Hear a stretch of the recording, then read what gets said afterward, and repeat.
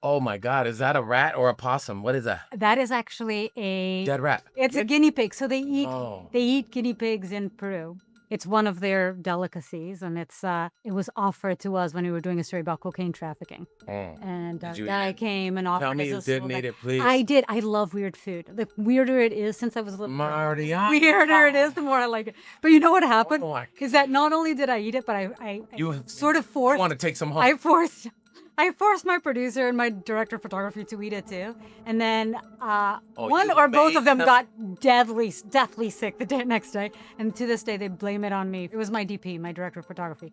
Fred got really sick the next day. Yeah, remind But me not it's to work delicious. for your It's production. delicious. I'm never gonna work for your production ever. That serving that tacos of rata, tacos de rata. Tacos de rata. Damn.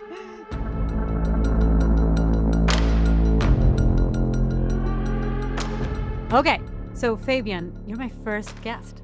You know that? First guest on the podcast. Ooh, popping the cherry, yeah. You know what they say? Yes, Do you know- I'm honored. Do you know what they say? What? Women never forget their first. You'll never forget. I'm so happy you're here. Before I even found out that you had said yes to the podcast, I had been reading up about your life. You were a pro skater. You are an actor nowadays. You also did time in prison, Nowadays. which is why you're here, is Right. because of your prison time. Right. But I'd love to hear about your story. Well, when I got the call, Yeah. when I got the email, Yeah. I was like, she wants me to snitch. She wants me to tell on people or things. I'm like, what? The rat. You want me to be that guy right there? You want me to be that? No. Okay, so tell me, you grew up not very far from here in Echo Echo Park, Park. right? Which actually, I lived in Echo Park for a little bit, so I know the neighborhood very well. Nice. And what was it like? So it's like, you don't see today you got guys out there with the Tony Hawk haircut. And like, you didn't see that back then. Tony Hawk haircut. You didn't see that. Like now there's so many Right. hipsters but it's cool. I'm not saying nothing bad, but Right. it's a different look today. Right. Echo Park looks like And wait, novels. is it true? It was actually, there were a ton of gangs at the time in Echo Park? Yeah. You were growing up? Yeah. And what was that like for you? And did you belong to any gang, or how did you stay out of it? Well, I grew up in a family of gangs, like predominantly 18th Street was my family that came up, Right. and living in Echo Park. So navigating through all that is like it's like trying to play dodgeball every day, And eventually your friends are you're gonna get into something. Tell me about you. When you say your family, who in your My mom and dad, your mom as well? grandfather, uncles, everybody, they all belong to gangs. And what does that mean exactly? Like, what exactly were they doing? My dad was like, he was someone that everybody my mom especially, my Mhm. mother they would all go to my mom and dad's house as if it was like a party house. So I grew up in a party house Mhm. with drugs and drinking and oldies and And fighting. you see your parents and your Oh, family. I've seen my taking dad. drugs? I've seen my dad do dirt. Yeah, I watched my father. Mhm. Yeah, I watched my father put in work. For example, um, we're at a barbecue. My mom and dad wanted to barbecue and have a picnic, and they're with another couple. And these two other guys came that were from a different gang, Mhm. and they were high. And this is the days of like spray can, like when everybody was like sniffing. And Oh wow. so my little sister was in a stroller, and one of those guys thought that my dad had a can, and it was my sister's rattler. Wow. And he went inside the like stroller and did something, and my dad like flipped on him and let him have it, and then they start shooting at us like they were fighting, and then we took off. They pulled out guns and started shooting. I was in the car. I remember getting dragged up a hill in Elysian Park, Mhm. getting inside the car. My mom had me at the feet of the car, like at the bottom, Right. and my mom was pregnant at the time, Oh my and God. she had a baby. I was probably like 7, and we took off, and they were shooting behind us. Like my parents are real young. They had me young, so they were like really teenagers when How old were they when they had you? like 15 and 14. 15 Yeah. and 14 years Yeah, old. like Your mom was like 16. 15 or Yeah, 14. 15, but my mom was like 16. And are you the oldest one? I'm the oldest. How many brothers and sisters do you I have? have 7. I'm the oldest. Wow. My little brother, he's only one boy. He's 13 years younger than me, and Mhm. he just got out of prison like 4 months before me. How many of your siblings have gone to prison? Everyone. All 7? Oh well, yeah. My siblings or my family? Siblings. Oh, siblings, just my brother and my 2 sisters, they've been to jail. 3 of my sisters been to jail, and one of my brother just did 22 years. And your dad did time in prison as well. My dad, yeah. How old were you when your dad went to prison? Well, which time? I mean, Like there's several times. been I don't. The first well, time, the first time I can remember is like probably like 7 or 8. Well, I met him at like I met my father like at 8 because he was 'cause he when was I in was prison. born. Yeah, So you were very much raised by your mom, would you my say? mom. Yeah, mama's boy. And you were surrounded by gangs growing up, Yeah, like on the streets. yeah. How hard was it to not become part of the gang? It's possible, but when you're at school, right? So most families are like this. A lot of my families I grew up in school with, their parents weren't gang members, or maybe they had one gang member in their family, cousin or brother or uncle. My family was my mother, father, grandparents, and my aunts and uncles were pretty much active and involved in the gang. And what does that mean exactly? Just shit, what going out, hanging out, and Like, were they? going to the Elysian Park because Elysian Park was a big thing back then. They call it the Teardrop, and it used to be like a big hangout, and everybody would go there, and there would be, other gang rivals. There would be fights. Every night was like a party in my house, so people would come over and they would fight amongst each other, and nobody messed with us in the street, in the block. Like Right.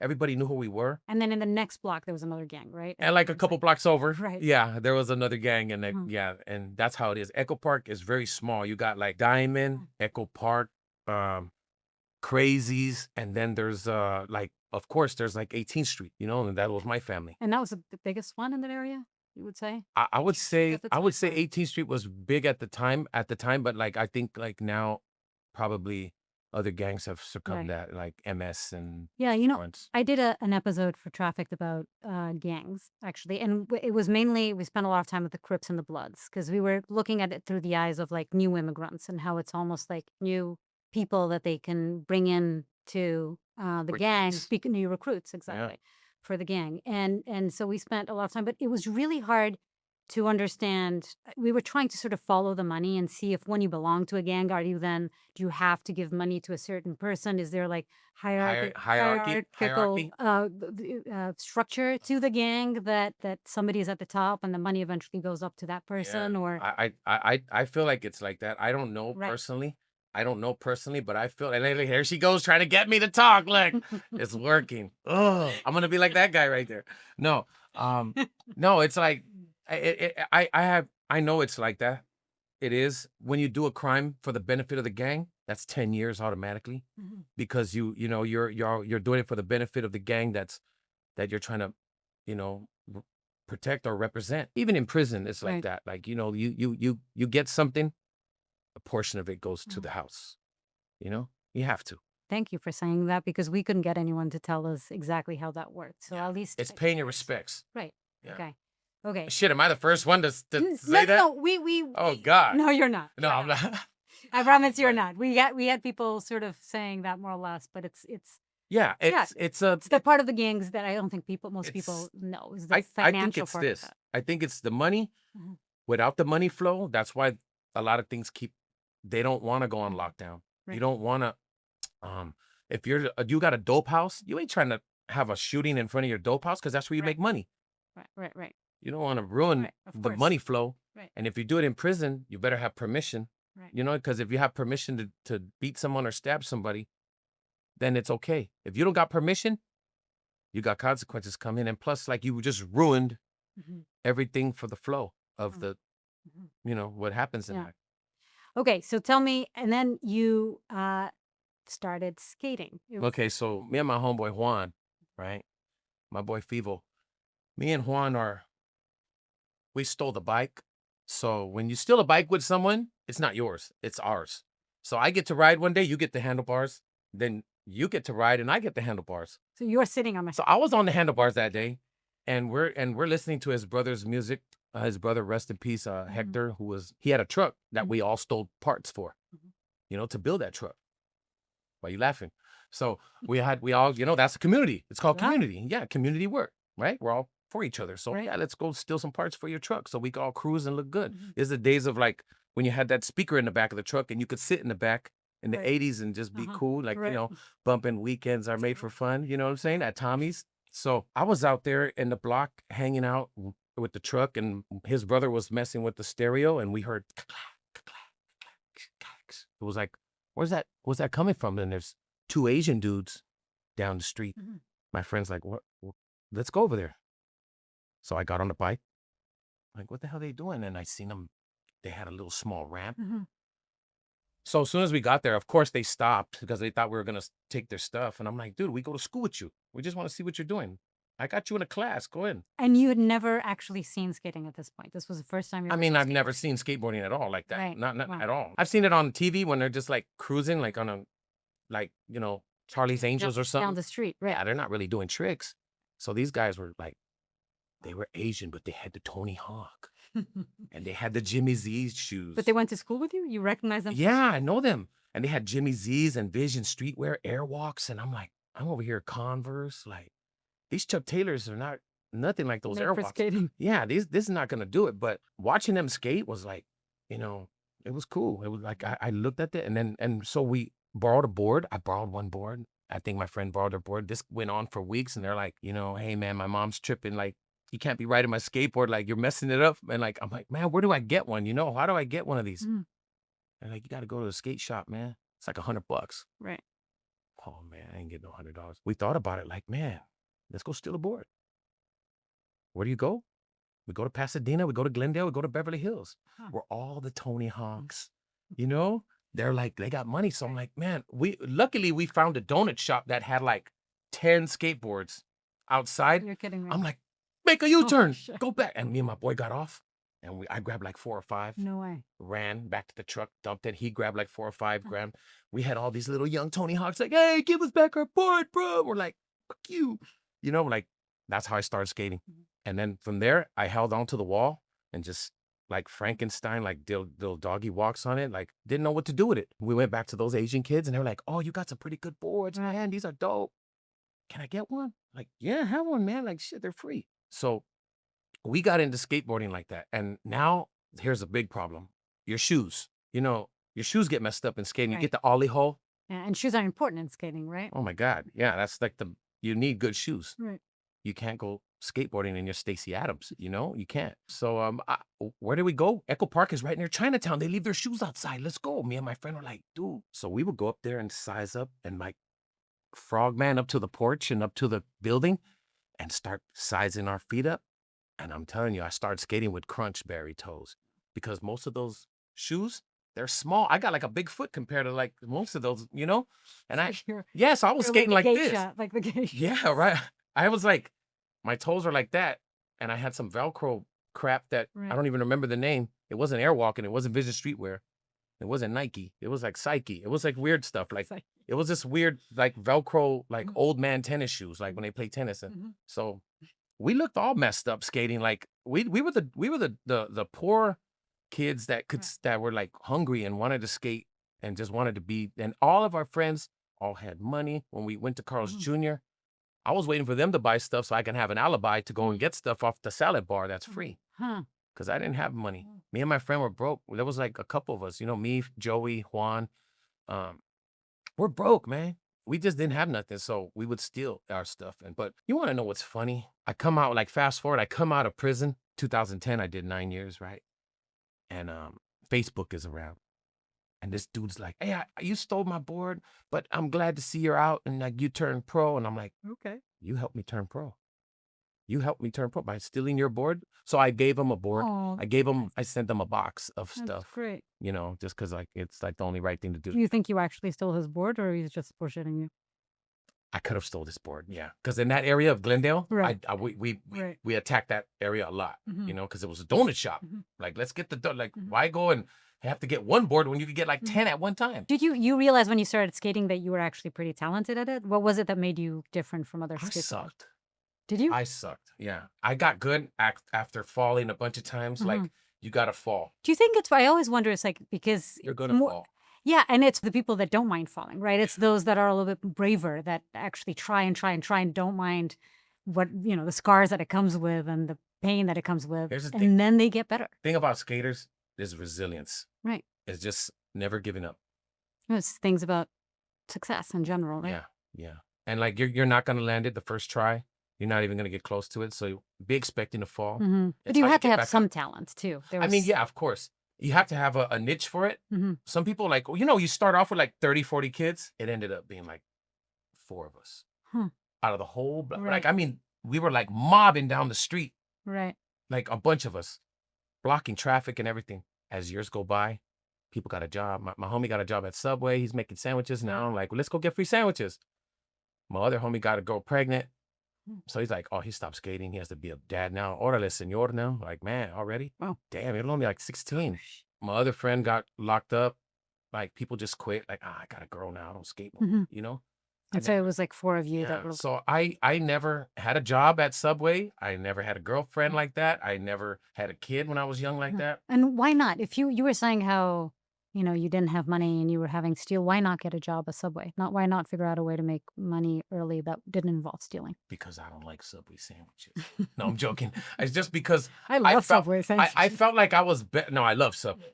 I love Subway sandwiches, but I'm just joking. But I just didn't feel like I wanted a job, like the 9 to 5 job. Like I could do something. And plus, I grew up with the mentality like, let's steal it. Mhm. Let's take it. Is this something that your parents were fully aware that you were stealing, that you were showing up at home with skateboards and bikes that were stolen? They weren't telling you, no, don't do it. I mean, are you kidding me? My dad was like, hey, mijo, I got a bike for you. Right. I just took it from, Right. and it was okay. Right. Yeah, it was okay to steal, and it was okay to like, just don't get caught, Yeah. because we can't bail you out. Right. Yeah. Yeah, it's so much of who you are is about the people that surround you, right? Yeah. You know, it's just like, it's how you grew up and who you It's the are surrounded environment. by. You're right. My mom, she's such a sweetheart and has a good heart, but she puts the hammer down when she has to, you know? And my dad's the same way. We're both Geminis. I'm June 2nd, he's June 6th. Mhm. And I've looked back and always thought, like, how did I make it out of there? How did I come out of that and not be a lifer, or not be Right. in MacArthur Park addicted, or not just be working at Home Depot and just hating my life, Right. you know, like doing something that I don't like doing. I feel like I've been struck with lightning twice by God, you know, because, you know, God gave me the gift and the gift of gab to stay with the skateboard community and blend in and turn pro. I used to pray for this, Mariana. I prayed when I was a kid every night. So like, God, please, I hope I turn pro. I will do good. I want to do my best and just take care of my family and stuff. Wow. And believe it or not, while I was in prison, I was watching a show called Southland, Mhm. and I was praying to get on that show. And like, I wanted to get on that show so bad and become an actor. And I came home and I started working on Southland. No way. You worked on Worked Southland? on Southland. I worked on Southland. I was Flacco, the baddest cockfighter from East LA. Shit. Yeah. You've been some interesting characters. It's a manifestation thing. I heard this, Absolutely. and I didn't know that back then. And like, I've always didn't but not even knowing, I would, you know, say a prayer or like just say a side of, now I light candles all over. And like, now I'm just doing all kinds of like crazy superstitious stuff to like, Do you think it's like you're religious? I would say You like, have a big cross on you? I mean, I have a big cross on me, and I wear it proudly, and Mhm. and I do say grace before I eat, and Uh-huh. I mean, it's something that I have within me, but that don't mean that I'm not gonna turn Right. the other cheek when you slap me. Right. No, my question was, do you think that it's because do you think your dreams in many ways came true or are slowly coming true because you prayed or because you fought very hard for them? Both, because I used to be an addict too, and like, I know that when you're going through your steps and when you're trying to get someone clean, it's always best to have a higher power and to dive into your higher power, whatever it may be. But I know that I couldn't have done it without God.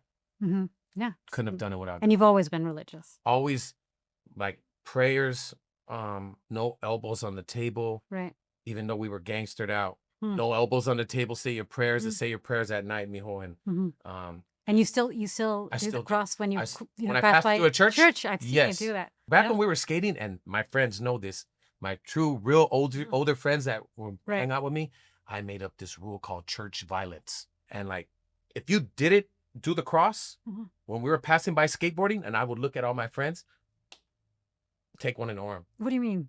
I'll punch you in the arm. If they did All of us to sock you out in the arm, yeah. If- Church violence. If you didn't do the cross, you Oh, had if to, they you had to didn't do take the off your head cross. and do Sorry. the cross like to the Sorry. church. Everybody. Because I Whether- did, and I look whether they back wanted and to or everybody, not. if you didn't do it, Right. you were getting socked. Oh, I'm not getting in a car with Yeah. you anytime soon And because if I you don't were do the cross. skating, walking in a car, Right. if you didn't do the cross, Right. that's called church violence. You owe me.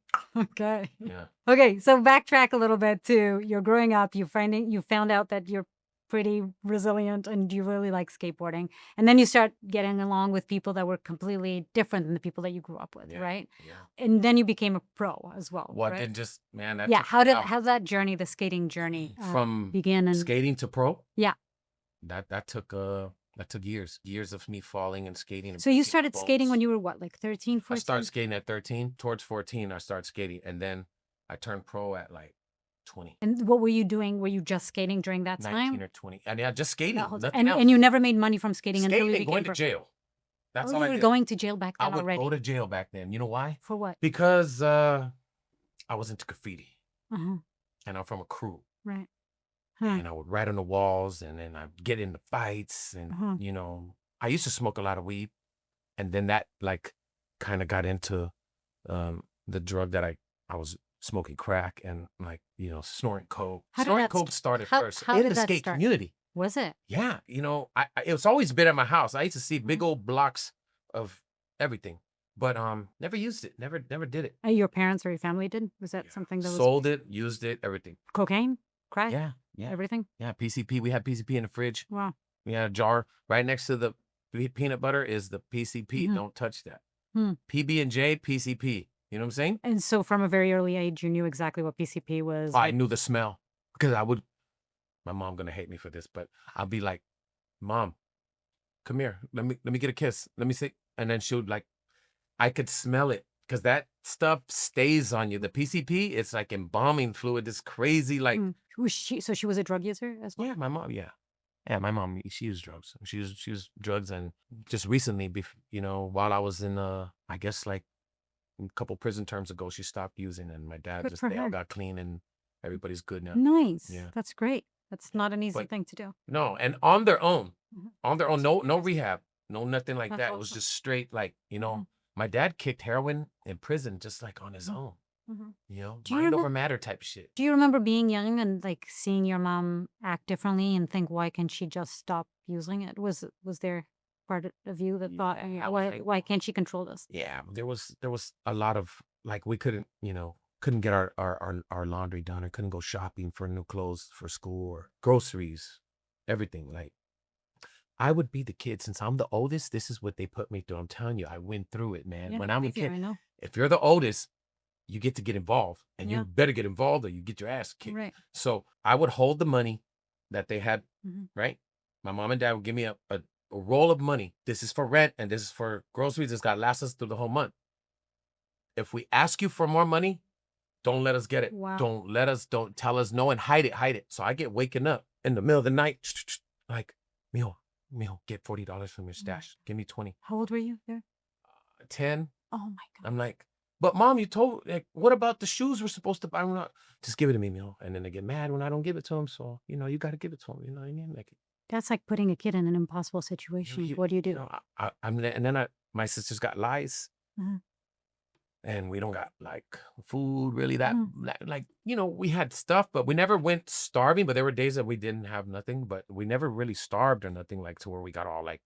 But there were times when we had to get asked for food Oh, shit. and go, and my uncle or neighbors would give us food and stuff. Mhm. You know, it was one of those things where like I hate this when the Friday comes, because when Friday, Saturday, Sunday, everybody's gonna be here and they're gonna get high. You get ignored, man. You just like come home and see that your mom is wasted and your dad, and like PCP is a different drug. It's not like alcohol where you just lay back and go to sleep. Mhm.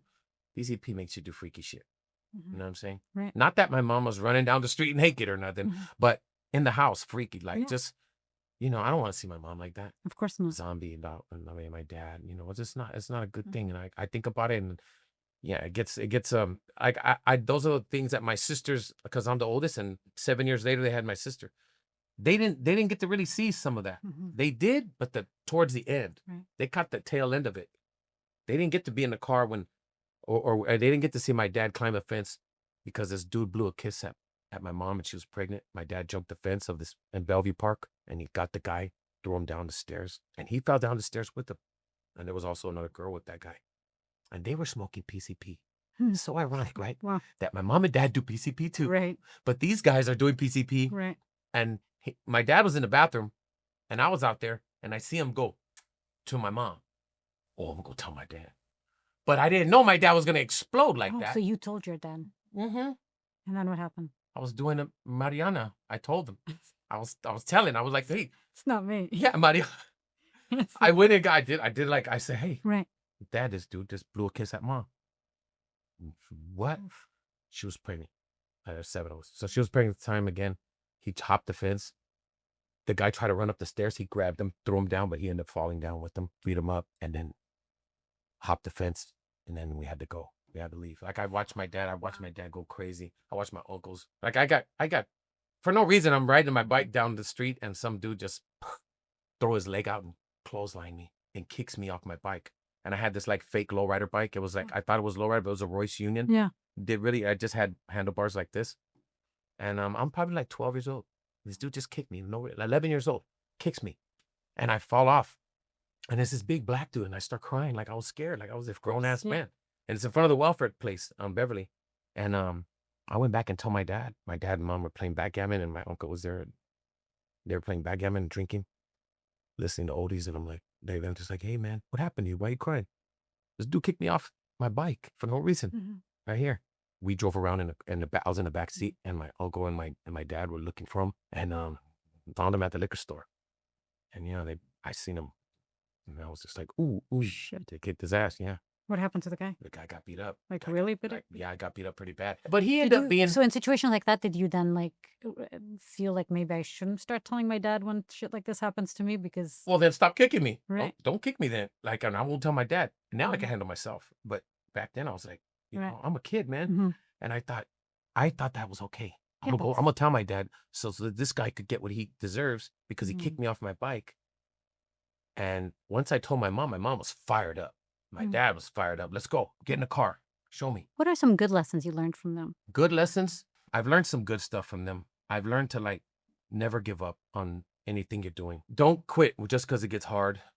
And I've learned to be respectful and to mind my own business when I have to. Are they proud of you now? Do they talk about being proud of you? Oh, yeah. They do? Yeah. Oh, good. What do they say? Well, they love going to like the stuff that I'm in and like when, They go to the premieres and everything? Yeah. I took them to a couple premieres and stuff. When Flamin' Hot with Eva Longoria, my mom and dad were so proud. And like, I had just been home like maybe less than a year. And then I was already on Mayans. So my mom and dad are proud of me right now. Like, and they've always been kind of proud of me. I think it's just like, were they proud of you when, moments. Yeah. Were they proud of you when you were a skater, a pro skater? Yeah. Did they understand the world of skating? No. No. I told them I'm going skating and they had no idea. Like I told my mom, this is a Thrasher magazine. Look, I'm in the, so you really skate? You really so you're really a pro? I'm like, Mom, I've been pro for like a year. How do you think I'm getting all these skateboards? Like, she never really understood the concept of like, how do you get paid? Yeah, to write people that actually board? get paid for this. This is bullshit. To write a board, that's not real. Right. And like, I'm like, Mom, I'm in a magazine and like I got a skateboard with my name on it. And like, she'll be like, you're really good at this then. Yeah, it must be such like an alien concept for her. When I came by skateboarding, my uncles are drinking. This is in Echo Park and La Vida Terre. And I would come by with my skateboard and they'd be like, Orale, what are you doing now? Are you a surfer? You're a surfer now? You're a white boy? Orale, a white boy, you're surfing? I'm like, right. First of all, it's sidewalk. It's a skateboard. How do you get surfing? Because that's all they, they're on the block and they imagine in their heads, I'm thinking that they just put like skateboarding to a white boy. And like me, when I did the Tony Hawk, I do this, I still do it. You still do it. Yeah, I still, and that's how they are. After a while, it was like making fun of me, coming home hurt. And like, I remember my dad, one time I came home with a broken leg. All my friends from USC, South Central, they took me on a bus. I just got sponsored. I was skating for Z. I'm a Z boy. Just got on. I was all happy. I got too excited and broke my ankle. I was like, damn, how did I break my ankle? Like, barely got sponsored. I come home. My dad's like, right away, I don't know how the hell you think you're gonna get by in life with this damn skateboard, man. When I was your age, when I was 16, I had a car, I had a job, I had a girlfriend, and I had a mustache. You ain't got shit. Right. And he had a kid. And he had a kid. Yeah, but he had all that. Right. But And I what didn't did have you none of say? that. And I just, all I could do was think and worry about, damn, I didn't have a mustache. I'm about to start shaving, you know? I'm gonna make it come out for real, like be the only skater with a big old brocha, you know? But I like the mustache. Yeah. And then what did you say? I mean, My dad has a mustache like so Yosemite Sam. Of course, what could I say to that? You know? Like, what do you say to that? I mean, I looked at him like, I okay. can't wait to show you. I can't wait to show you what I'm gonna do. So you was a little bit of a fire under your, Yeah. like you were trying to prove something as Yeah, well. because I've always been downed and shitted on and told Right. no and like told like, how you gonna do that? What are you gonna like, you know? So wait, so when you became pro, how did that happen? So it was 6, 7 years of Skating. just skating. And then eventually what, somebody came to you and said, hey, Actually, no, because back then there was no Instagram and all this Mhm. crazy, you know, internet stuff. So people were just word of mouth. He's a good skater. Hmm. He's dope. and at this That- point you were really good? And that kid, yeah, they'll be like that. Hey man, this guy, he rips. Like he's a good kid. You know, he's one of the diehard. Like, look at his shoes, look at his hair. Just look at him. He's like, all these kids are all Jimmy Z and Stu C and wearing all the Fred Right, Siegel brands, yeah. expensive brands. Yeah. And I'm wearing Dickies, Yeah. Levi's, and a t-shirt or a muscle shirt and Converse. Right. Just shit that I stole. Mhm. And a skateboard that don't belong to me. But I'm doing good on it. Mhm. And that's how I got by. Stole my first skateboard when I've gone as Mariana, I've gone into skate shops with like $13 all in ones, right? Acted like I was gonna buy something. Oh my. Yeah, let me get that board, that trucks, and I'm waving the money, but they can't really see the numbers though. I'm just like, yeah, and I get all this stuff and I run You ran out? with my $11. Yeah. You didn't even leave that Nope. behind. And what? And they're running behind you trying to catch you? What happened? Yep. And then a fight ensues, and then right there on Vermont, on this place called Silver Green, though, they had a security dude. Mhm. His name was Pablo, and like I say Pablo because he was like kind of like Pablo, you know, he's like kind of feminine. But I was getting punched out by a gay dude, so I started fighting back, bam, and hitting him with the board, Mhm. and I took off. But like I was like, wow, gay dude hit me hard. Did you go around with a gun when you were younger or when you were a teenager? There's a statute of limitations. I'm laughing Yeah, because you yeah. made that face. Yeah, and also on like an ice pick or a knife. An ice pick. Why an ice pick? Because, you know, I could also lie to the cops and say it's a tool for my skateboard, Ah. you know? Was it actually a tool for your skateboard too? No. Not at all. And what were you doing? What were you could? Well, that's for protection, you know? I wasn't out there stealing no more. Well, I was when I was hungry. Mhm. Before Vaughn's, it was Safeway, Mhm. and we go The supermarket, yeah. Yeah, we go into Safeway, and we had a plan. There's 3 of us. I'll get the bologna, you get bread, Right. and someone gets soda, and someone just jack a 2-liter, and we'd all come out. Right. Somebody just has to go get some mayonnaise, and we all come out. Well, we'll eat in the store, but then when it's time to steal, we all come out with Right. Fabian, it turns out we have a lot in common. This is the first time I've ever going to tell this story, and the last one. But I once stole from a supermarket in eat. Portugal where I grew up. It wasn't so much to eat, but it was because it was this fancy chocolate and some sort of drink, soda drink that I wanted, and I didn't have money at the time. And I was immediately caught by the security guard, and then Not we a good called my thief. parents. It was a terrible thief, yeah. So you're not a But- good thief, and that's why you're No. doing this here, because now you're That looking you- to learn how to steal, right? This is it. I'm trying to You're trying to make learn for the that craft. time, that It's- one chocolate. teach me everything, you know. But in that case, you were just doing this on the regular, I was just trying to eat. Right. Yeah, and you were just trying to eat. and Exactly. steal deodorant, Mhm. stuff like that. Right. And toothpaste and 7-Eleven, the little hamburgers and stuff, Mhm. just eating whatever I could. Let me just say this, and I know my parents are gonna kill me, but I ran away from home because I came home with the hickey Mhm. on my neck, and I was a teenager. My sisters were growing up. We lived in South Central on top of a liquor store on Vernon and Hooper. Where they This was after Echo Park. You guys. No, this is like Echo Park still, but like my family's in Echo Park, but Oh, got it. you know, when you Okay. get evicted, you got to move somewhere. Uh-huh. So then we moved to South Central. Mhm. While we got evicted, we all went with my aunt. Okay. We lived on Rampart right by Tommy's, but we got evicted, so we had to go somewhere. We went with my aunt in South Central, Mhm. and I came home with a hickey. Yeah. My mom was high on PCP with my 2 her brothers, and she tells me that you're being disrespectful to your sisters. They're young and they're looking at you coming home with all this. So she slapped me, Oh. and I was like, "Mom, chill. What's wrong with you?" And I'm like throwing that at her, like, "You're high. You're always Mhm. high. Why am I being disrespectful when you're high?" And then so she got in my face and she slapped me again, and I grabbed her hand and I said, stop. And then my mom was high, so she went off. She tried to sit on the edge of the bed and fell over. My uncle comes in, thinks that I did it, Oh my. and right away gets on me. And I didn't do nothing. But they thought I did. And he starts punching on me, and I'm like, I didn't do nothing. So I felt like running away right there at the spot. But we're in South Central, and I'm not going to leave at nighttime. So I'll wait till tomorrow to run away in the morning when it gets light and I could be safe. Yeah. Because nobody wants to walk around at No. 11:30, 12 o'clock in South Central. And back in those days. And still. So the next day, I packed a little couple of trash bag, grocery bags, and took some stuff with me. And I asked my aunt for some change. She gave me 81 cents. And I jumped on a bus, and I didn't come back for 4 months. Wow. During those 4 months that I was gone, I thought, yeah, I'm going to teach them. They're going to be worried about me. They're going to be missing me. I go back home 4 months later. Mind you, I see my mom in the streets, and I say hi to her. And we say hi, and are you good? And then I don't see her no more. But she doesn't say come back home. But she's doing her own thing. You know, it's like it's. I don't know what to say. It's like that. So when I do go back home, my mom's there, and right away I go back and thinking that they're gonna be like missing me, and they're like excited to see you. Throw the trash away. And where you been? Like where you been at Juan's? Where did you? You were just here last week, and I've been gone for 4 months. I've been gone for a while. They didn't even realize. Everyone just at business as usual. And I go, dude, I've been gone for 4 months. Nobody recognized. Nobody cared. Like, I'm thinking I'm showing them. Right. I'm showing them. They're going to worry about me, and I'm going to show them. They're going to be like, oh, Fabian. Right. Maybe they did realize, and that was just a strategy that they had to try to pretend that. He told me to take out the garbage. So I was like, yeah, but that shit didn't work. Right.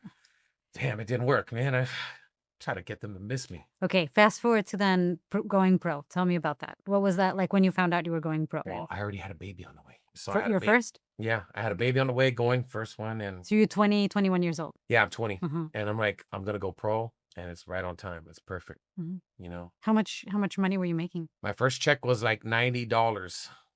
For a whole? $90 for a month. Wow. Next check was like 167 or 165, something like that. And how did you survive with 181 the next month. And then yeah, exactly. But all I had to do was pay for food and break my mom off a little to the house. You always got to pay the house. Even in prison, you got to pay the mafia. You got to pay the mob. My mom is the mob. I pay her off, and then I'm good. So long as I could keep some, and then my mom made me get on GR. What's GR? General Relief. You got to go get a check every month. It's like welfare? Yeah. It's like welfare for single guys. Okay. Single guys with babies on. I'm a single lady. Yeah, but like welfared up, Right. You got to work for it. How much was it? Like $200 of food stamps and probably like $200 in cash. But you got to work for it. You got to work like a dog. What do you have to do? But what do you mean you have to work for it? You got to, they put you on work sites, and they tell you to go here and go there and do this and do that. Like, it's crazy. I did that. So you were doing that and skating at the same time. Yeah, but pro checks were like, I was getting more from the welfare than them. Right. What was the max amount you ever made from skating? Well, I just get big checks. I mean, I made like, once they started. Yeah, once at the peak of my, right. Yeah, I was getting like really almost 10 grand a month. A month. Yeah. Okay. And at this point, what was your life like? And at that point, when I was getting all that money, shit, it was on. I was the man. I was like, everybody loved me. I was traveling. I was skating. You had girlfriends? Yeah, I had girlfriends and a baby mama. Yeah. I was young, and I didn't know how to really understand the concept of being a father. And then you were spending the money on. I was also, so I never really stopped using. Just like every so often it was, but I knew I had priority skateboarding. Yeah. I wanted to ask you, when did you first start using? Like, what was the first drug you ever tried, and then how did it progress, and what was the worst? I did cocaine. I did lines of cocaine. When you were how old? Probably like 18, 17. That was the youngest. I thought 16, you had done 16. But you tried weed and before, I tried no? weed. Yeah. So when we were younger, like 15, 14. Okay. And when I was younger, I knew, because I used to like hide all the drugs, and I knew everything. I knew everything. Man, when I was young, I was like a cop. I hated the drugs, and I would always sniff test my mom. Like, let me go next to her, get a kiss, and be like, "Are you not gonna get high today, right?" No, we're gonna be good. We're just gonna drink. Lies. Liar. So you were sort of always trying to control what drugs were at the house. When I come home, my mom and dad and their friends would hide the dope, try to act sober, and be like, "Hey, mijo, what's up? Hey, how you doing?" Like, it's like, you're high. I could tell you're high. I could smell in the air. And I could see my mom. And I could just look at everybody in the face. And I come in on my skateboard and be like, I'm mad. Like, why are you guys doing this shit? Like, my sisters, we grew up with lies. That's why I have a bald head, because of all the lies. You know what I mean? Like we always had lice, Mhm. and I'm afraid to grow my hair back up Hmm. for lice. And that way because they were just not paying attention to you guys at Because yeah, home? neglect a little bit, Neglect. and just like indulged in their addiction. And then they had like a lot of supporters in their addiction. It was a spot to go get high. So if in order to get high here, you have to bring dope, and you got to get the person that lives here high. Mhm. So they got to get you high in order to stay here. Okay, and then the first time you tried it. I did it when I was young. I was ditching school, and they were all smoking, and it's, homies from another gang, I would say, but they were from another gang, and then we were all chilling in the bed, and like I woke up to these guys, a bunch of people around me. And I went to sleep reading a Teen Angel magazine, and then I woke up and all these people were coming. I thought they were gonna like harass me and try to mess with me. But I said who I was with, and he had left. He went to school to go get lunch, and he's gonna come back. So I mentioned his name, and they're like, "Oh, this is cool." They're like, "All right, now what's your name?" And blah blah blah. And then they rolled up a joint. And I've been smoking weed since I was 12 with my dad. My dad said, "You're a man now.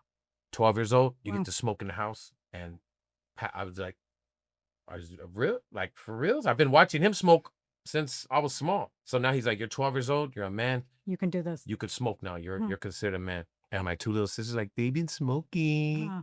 and I'm just like, "No, no, I'm a man now." And I have that roach clip with the feather. I had one of those, and I was passing it to my dad, and he had a little box of all his paraphernalia. Did you like weed at the time? Well, shit, I like being high. I'm just like, yeah, I'm 12 years old. Like, I'm like high and, going to school and then come home and can't wait to get home and sit next to my dad. And like, And smoke some more. yeah. But I didn't indulge in it, and I didn't like become a fiend for the weed. It's little, if I did, I did. And if I didn't, I didn't. But I knew the smell. I knew what coke looked like. I knew what crack looked like. I knew what heroin was, PCP. I didn't hide all that stuff and have it in our house, and I knew it was there. They would tell me because I'm the oldest. When the social workers came to question us, I said, nah, there's no drugs in here, and we eat all the time, and we're good. And I lied. I'd said everything, that I was supposed to say. You had social workers coming often Yeah. to the house to check on you guys? Yeah. And so you were with those friends or those people that came and they were rolling what? That was the first time you tried? Primo with coke, with crack and weed. Okay, and you And tried it? smoked it, yeah. 15, 14? 14, 15. And what was that like? And that's weird. I was like, damn, it made me feel like I wanted more. I wanted more. And that was the cocaine.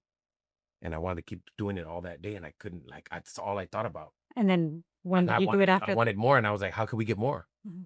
And that's what it does to you. Right. You just want more, man. Let's sell this cup with this mask on it. Get $5 for it. Yeah, whatever you want to give me it. Whatever. That's what it does to you. And that's what it did to you? It makes Like you started every day wanting to it does that to you. It latched on to me at the time, but I knew that you have to snap out of it. When you just have to you have to snap out. You can't do this. This is what you can't do, but you do it anyway. Yeah. So I made myself like forget about it and just, but you always got to come home. So I knew how to pinch little things here and there. From your home, from your family. Yeah, little stuff, and just, whether I make $10 or I do it with my friends, either way. At the height of your drug use, how much were you doing? Okay, so how often? it was after skateboarding. Okay, after pro skateboarding? After pro, when I turned pro, it was like everything was good. I had a son. I lived in the valley, which is like the valley. It's like, damn, you got out of Echo Park. You live in the valley. Right, You must be doing fancy. good. Yeah. Yeah, not so. Not so why? What do you Not mean? so, because I was still, the mentality. You like, I feel like you can have all the things in the world, and you could be rich, and you can have money and a business, and you can have money flowing and people loving you and stuff. But if you don't know how to manage it, and if you don't know, you're just consuming, it's not going to last long. Right, it's interior, not exterior, right? It's more what's inside. a soul thing, and how you work and how you think, and because it's all like in the thought process, the thought to the mouth, and then you have a feeling, you put it in your thought, you speak it, Right. it comes to life. Right. And that's how, I feel like that's what's been my life. If I feel it, I think it, and then I speak on it, and I try to make it come to life by putting action into it. And I was addicted, carjacking, robbing. When did this all start? Yeah, when did your life After- of crime start? When I got hurt skateboarding, my friends died. Like a good friend of mine died. Like couple friends died, and like I wasn't like we were close, but like I didn't live with them or nothing like some of these other guys. But I was always around. I had a kid early, and none of my friends had kids. Now they all got kids, and they're all like young. My kids already grown. But you know, my addiction, I was trying to hide it and trying to keep up. But you know, your appearances and you're gonna stop showing up and just make excuses. Did your skating friends not know, or your friends didn't know you were using at the time? It wasn't like their social media, like, you know, when I haven't seen you on social media lately. It's just me not showing up. Back then, it was me not showing But up. did they know that you weren't showing up because you were probably high on crack somewhere, or that you just had been high and fell asleep or something? No, just like off the deep end. You know, they would never come to where I lived. My friends, I'm telling you, I didn't grow up with the Tony Hawk skaters. I grew up with like my close friends that grew up in the neighborhoods like me. So they would come to my house and see me. The rest of my friends that skateboarded were like kind of sketchy on coming to my house because, you know, for Thanksgiving, like my mom's house got shot up 11 times. Wow. So they were afraid of like the violence, the gang The violence. shit that was going down in front of my house because we had homies there. Like my sister's boyfriends now are carrying guns, and like, you know, I'm getting along with them, and I got one. Everybody's just doing dope and running drugs out the house. You got a neighborhood like down the street that don't like us, and a few fools that we got to watch out for. I fell back into like the crap of it, like the whole dark side of it. And like, you know, when my girl was cheating on me and I was cheating on her, so we split. I ended up leaving my son behind like with her, and I just let the checks in the car go to her, and I took a little portion out of it. Before you know, my checks got smaller and smaller. Because in skateboarding, you got to produce. You have to keep producing skateboarding. You have to do tricks. You have to stay in the limelight. You got to be in the magazines and, you know, at least go skate and do new stuff. And you weren't. I wasn't being creative. And did you realize that your sort of dreams were slipping away from you at this point? Yeah, I did. But you know, in your addiction, you don't care. You don't see that. You just want what's right now. How much were you using at that time? A lot. Like I was smoking crack a lot. I mean, I've dabbled at PCP, but mostly it was crack. I mean, if I didn't have crack, I would do meth, but I didn't like meth. Something about meth that just, can I be frank? Meth didn't make my wiener work. Oh, wow. Didn't want to go nowhere. It was like, meh, you know? And I didn't like that. Which is interesting because actually it is used a lot. For that. Yeah. Yeah, for performance. fucking and for hammering. Yeah, for But- sex. Yeah, but not Not for you. me. That's why I know I'm a cocaine baby. You were cocaine. Yeah. Okay. Yeah, it was that stuff did do nothing for me. It just did the opposite for my performance. You know, you got a girl like, what's wrong with you? Like, I don't know. Stupid with- drug, you know? Crack, you had none of Oh, these. crack, I was Superman.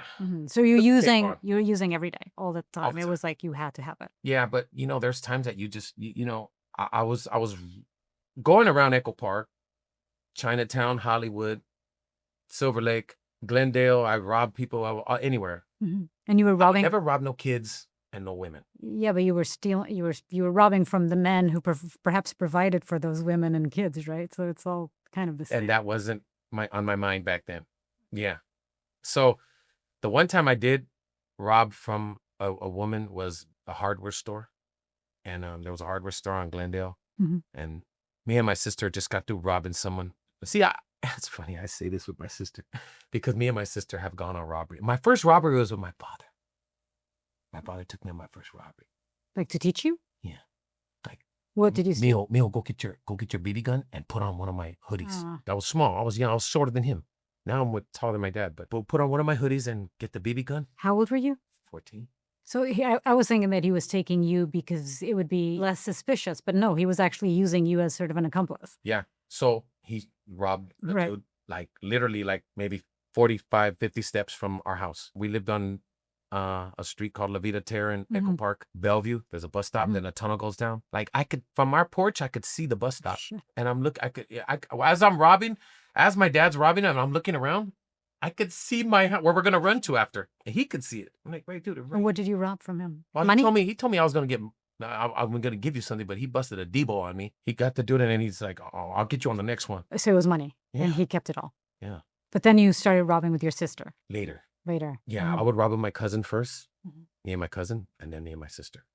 Then my cousin got arrested, and my sister, she just flew solo. She wanted to be She didn't want to be in the band. She wanted to do her own thing solo, be a solo artist. Mm-hmm. And I became a solo artist in Echo Park too. It's just doing my own thing. But I was forced to. Mm-hmm. So this was after, I mean, it was after your pro career, not during your pro career, right? During the pro After. career, I was. And at this point, you were stealing just because you needed money for dope, right? Yeah, was that it? Skateboard money was gone. Right. Yeah. Do you remember when you realized that there was no more skateboarding money coming? What was that moment like? Did somebody tell you something like you're not you're kicked out? I fractured my ankle bad. Mm-hmm. So then I couldn't skate, and that led me to getting high more. And then after that, since I was so used to getting high, my skateboard performance was not the same. And I felt it. I knew it was coming.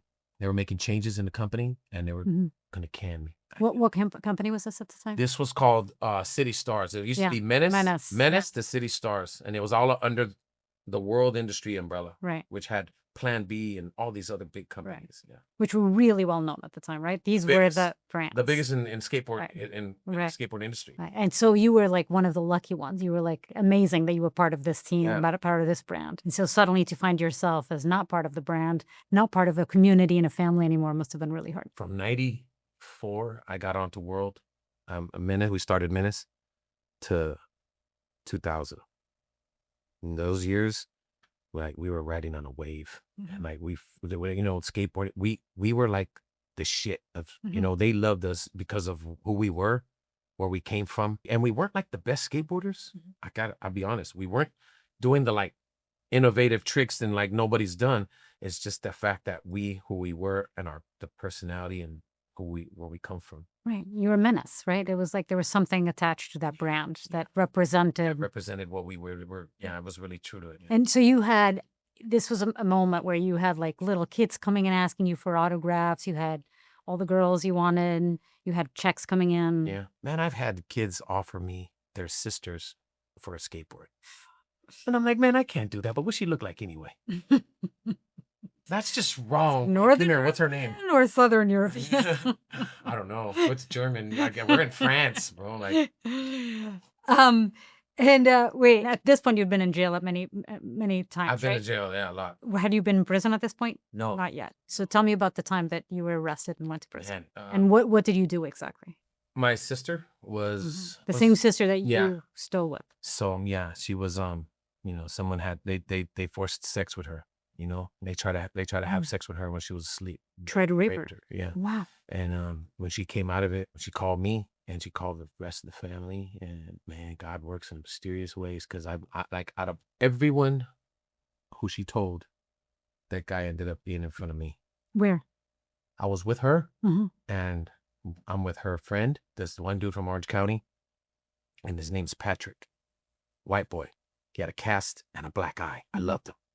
He had a cast and a black eye and long, crazy hair. He was like a crazy white boy, Did you know him? He was a gang member. Did you know who he was before? I met him through my sister, but I know he's down for my sister, so that's all that matters. Like, he would fight for her, and like I would, so I wouldn't. Oh, sorry. This was the guy that you were with who was going to beat the other guy. Yeah. So he's driving. I'm in the back seat. My sister's sitting shotgun, and we're driving around. My sister. This just happened to my sister. It just happened. So we're driving around, and I'm like, we don't even have a plan or nothing. Let's just go score. Let's go score and hang out, and when we'll sit and we'll smoke. And the guy's driving past where we're parked. The guy's driving past us. The guy who raped your sister. And he's like, and so she goes, "That's him." So he parks his car. He never saw us. We ducked. Me and my sister ducked. And he don't know Patrick. He don't know who Patrick is. Patrick is driving. So he parked his car, and he was going to the same spot to go and recop. By the time he came out, I had a plan. I told my homeboy to wait on the side of the car, and confronted him, and he was scared. He was like, I confronted him on it. Like, "Hey, have you seen my sister? You heard what happened to her?" And he's like, "Oh, no, nothing." Oh, shit. And his keys were shaking, and he couldn't even open his door. And so I told him, "Get in the car. Get in." And he got in, and I went in shotgun, and my homie came in the back seat. Yeah. And my homie just put the gun, he put it to the back of his head. And he felt like he was going to get shot or something, And I told him, "Hey, man, so you don't know what happened to my sister?" And he started saying, I'm sorry. So after hitting him a few times. Where was your sister at this point? My sister's in the other car that we came in. We're in his car now. Okay. We in his car. So we start driving. My sister following us. This dude's driving not good. And you know what's crazy? I live a block away from where this all took place now. Now. Oh. I live a block away from all this, like in Larchmont. Hmm. I live there. So this happened around that area. Mhm. And he was driving erratic. So we got him out the car on Beverly and Manhattan. Right before, here's Western Manhattan. And then there's another street called Van Ness. Mhm. On Manhattan, there's a gas station. That gas station is still there today. Every day I pass by, I'm like, damn. And about 4 o'clock in the evening, we made him pull over, get out the car, and get in the trunk, and slammed it. Of his own car. Of his own car. And traffic passing by, everything going, everybody's moving, get in the trunk. And now my homie's driving, and I'm sitting shotgun, breaking into the console, trying to get the, like, because every real dope car back in the day had, like, in the stereos, you could pull the stereo out, and then there's a stash spot back there. And you go in there and you grab it, and then he had all the dope back there. But remind you, like, I went through him. I frisked him. I gave him a cavity. I went through his, like, I did everything. I took his socks, and because you know they stashed their stuff everywhere. You know, got him naked. Just get him cough and squat like a catcher. Right. So after that, he was banging in the trunk, and like, you know, déjame salir, déjame en paz, no quiero. He was scared, you know. So was there a part of you at that point that was feeling bad for him? Hell no. Even when he was saying, hell no, because you did this and my sister was asleep.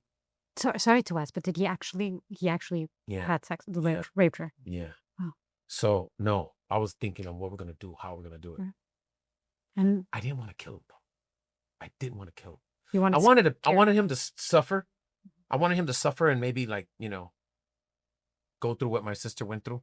Feel that? But ain't nobody gonna rape you here. But, you know, might put something up your ass maybe, but I ain't gonna rape you. But it's gonna be a gun. You know, I'm not gonna, you know, I just didn't want to, I don't know, but I didn't want to kill him. I knew better than that. And then come to find out, like, this dude's yelling in the trunk. So we opened the trunk and we beat him up, and then we closed the trunk again. And then we got in a fight, like me and the driver. We lost my sister. My sister goes to the dope spot where we all go to in Echo Park. Like there's this little street they used to have, like, it was called Pop's house. Pops don't even exist no more. So, you know, it doesn't even matter if I say it. It used to be a house. It was called Pop's. And, you know, everybody went there like a 7-Eleven to buy drugs all day, all night. So my sister was there. I happened to be with this dude still. And like, I just every so often beat him up, got sick of him and just, you know, dropped him off. So you'd open... Dropped him off, yeah. You'd open the back, yes, the trunk, you'd beat him up, and then you'd close the trunk again? Mm-hmm. And this happened for how many hours? Like a day and a half, 2 days. A day and a half? Maybe 3 days. Holy shit. Yeah. And then the dude was like, I thought he was dead, swear, everything I love. I'd like, oh my God. Well, he was bleeding? Yeah. So dude is... Yeah. He looks like he's... Yeah, I got scared. Dropped him off in like the harbor area, like way over there. Mm-hmm. Blame it on another hood. Over there, like make sure that maybe they could get the blame for this. But you know, what do? We all go back to Mama's house. I drove back to my mom's, Mm-hmm. and here's a helicopter, and like every time I passed by a street, there was a car. There was a cop car here, and they would just get behind me. Mm-hmm. And I'll pass by another street, another cop car behind that cop car, and I'm like, I got like a whole parade of cop cars behind me. So they're chasing you at this point? But they're not. Oh. But they're not. They don't have the sirens on. So there's a bunch of cop cars, a parade of cop cars. And then, you know, I'm just like, man, I was on my way to my mom's. I might as well go to my mom's house, you know? So I didn't even make it to mom's. They cut me off. I went to prison. Okay, so they were chasing you. Or so some of them were coincidental. There was no sirens. There was no, I believe in a pursuit is like me driving fast. I was going like 20 miles at 15. But they had their... They were like 10 cop cars behind me. They had, wait, so do you think it was... The lights were on, but there was no like, they weren't like, no, right. There was none of that. So it wasn't a Hollywood chase, but they were trying to get to you. They were definitely on me. You were driving the car from the guy that you cracked out. Beat up. Yeah. And you were cracked out. Oh God, yeah. And the guy, do you think what happened was that the guy went straight to the police after you beat him up? Alive. He was like, yeah, I'm glad he did. But at the time, I'm just like, oh shit, they got me for like. You thought maybe you would kill them? Murder, or whatever, anything. Right. Yeah, I'm like, oh man, I'm never going home. So what I do is I start smoking all my crack in my car. With the police there? With the police surrounding me. Shit. And I'm just like lighting up. Most of my lighters don't work because I'm all sweaty and Right. shit. And I'm dripping, but I'm like, man, I could see them detectives. I can see detectives, cop cars. They're all far away from me and they got a helicopter. And now there's people coming out to see me and shit. I'm like, oh man, I'm done. That's it. I'm done. So I might as well take my time and just start smoking. They're like, come out the car. Show your hands. And I'm just like, hell no. You know, I ain't showing nothing. I'm just going to get high and just like until I got no more. I got out the car and easily just walked backwards and they got me in the alley right there where I grew up. They got me right in Echo Park. And yeah, that's why I went to prison for carjack, kidnap, robbery, and a bunch of other stuff. But those are the main ones. And that was for how long, that first stint? They want to give me 50 to life. They want to give me 50 to life, but they broke it down after a year and a half of county jail. Mm-hmm. So you can imagine a year and a half in the county jail is no joke. You're fighting a case, you think your life is over, and you just got nothing. Like you don't give a shit about nothing, you know. So a year and a half of me just wilding out in the county jail, picking up more time, just going to the hole and stuff, acting up. Purposely? Purposely, yeah. Why? Because I didn't care. I didn't think I was gonna come out and do anything. I thought I was gonna be in there for a long time and not just probably get like I'm probably gonna do like 20 years, you know. But man, God is good. I got 7 years. Well, why did you get only 7 years? What happened? Because I had a lady lawyer. Her name was Nadia Shahadi. She was a Lebanese woman. And she used to dress really nice in pink and like really nice and stuff. And like, I guess she used to turn all the heads in court, right? She went pro bono for me and she got me off the hook. Never forget her. But she got, wasn't it because her daughter was a skateboarder? Her daughter loved you and skateboarding. And came to court and would sit behind and like have all these like skate gear and have little signs. And right. So if you think that if you weren't a skateboarder at that time, you might have still be in prison. Yeah, I might have got canned. Yeah. Right. Yeah, I would have got for sure. But and those 7 years you did them where? Which prison? Salinas Valley and then to High Desert.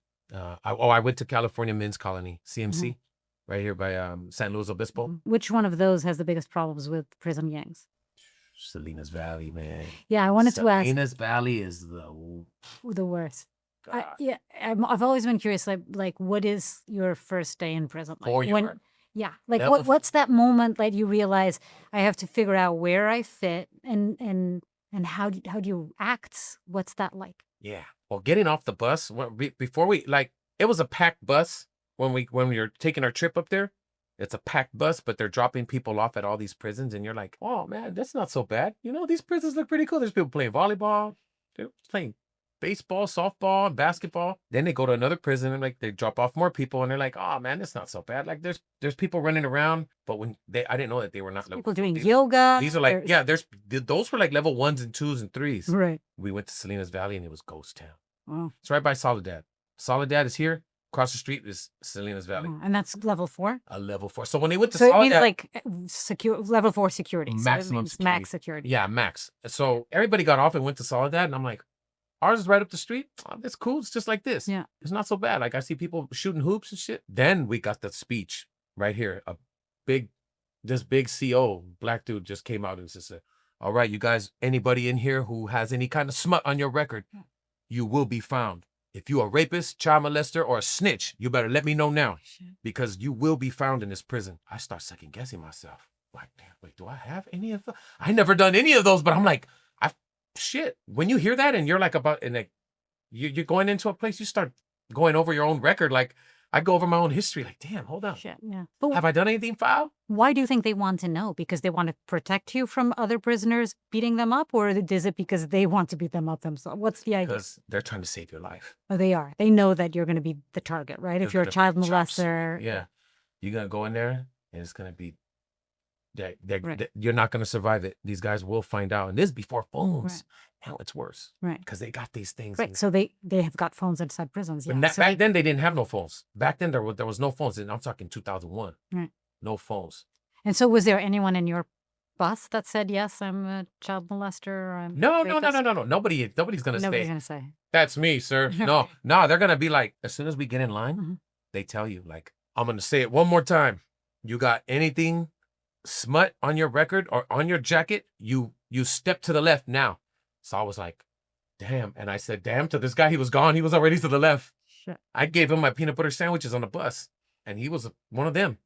So I'm like, damn, man, they're really, and he's like walking. What do you mean? He's one He of was the, one of them. so he did admit that he was a molester or a Say it, rapist or but something. when they said, walk, step to the left now and go in this cage. And like, we're standing here Oh my God. and we don't have no shackles on. Right. We're not cuffed.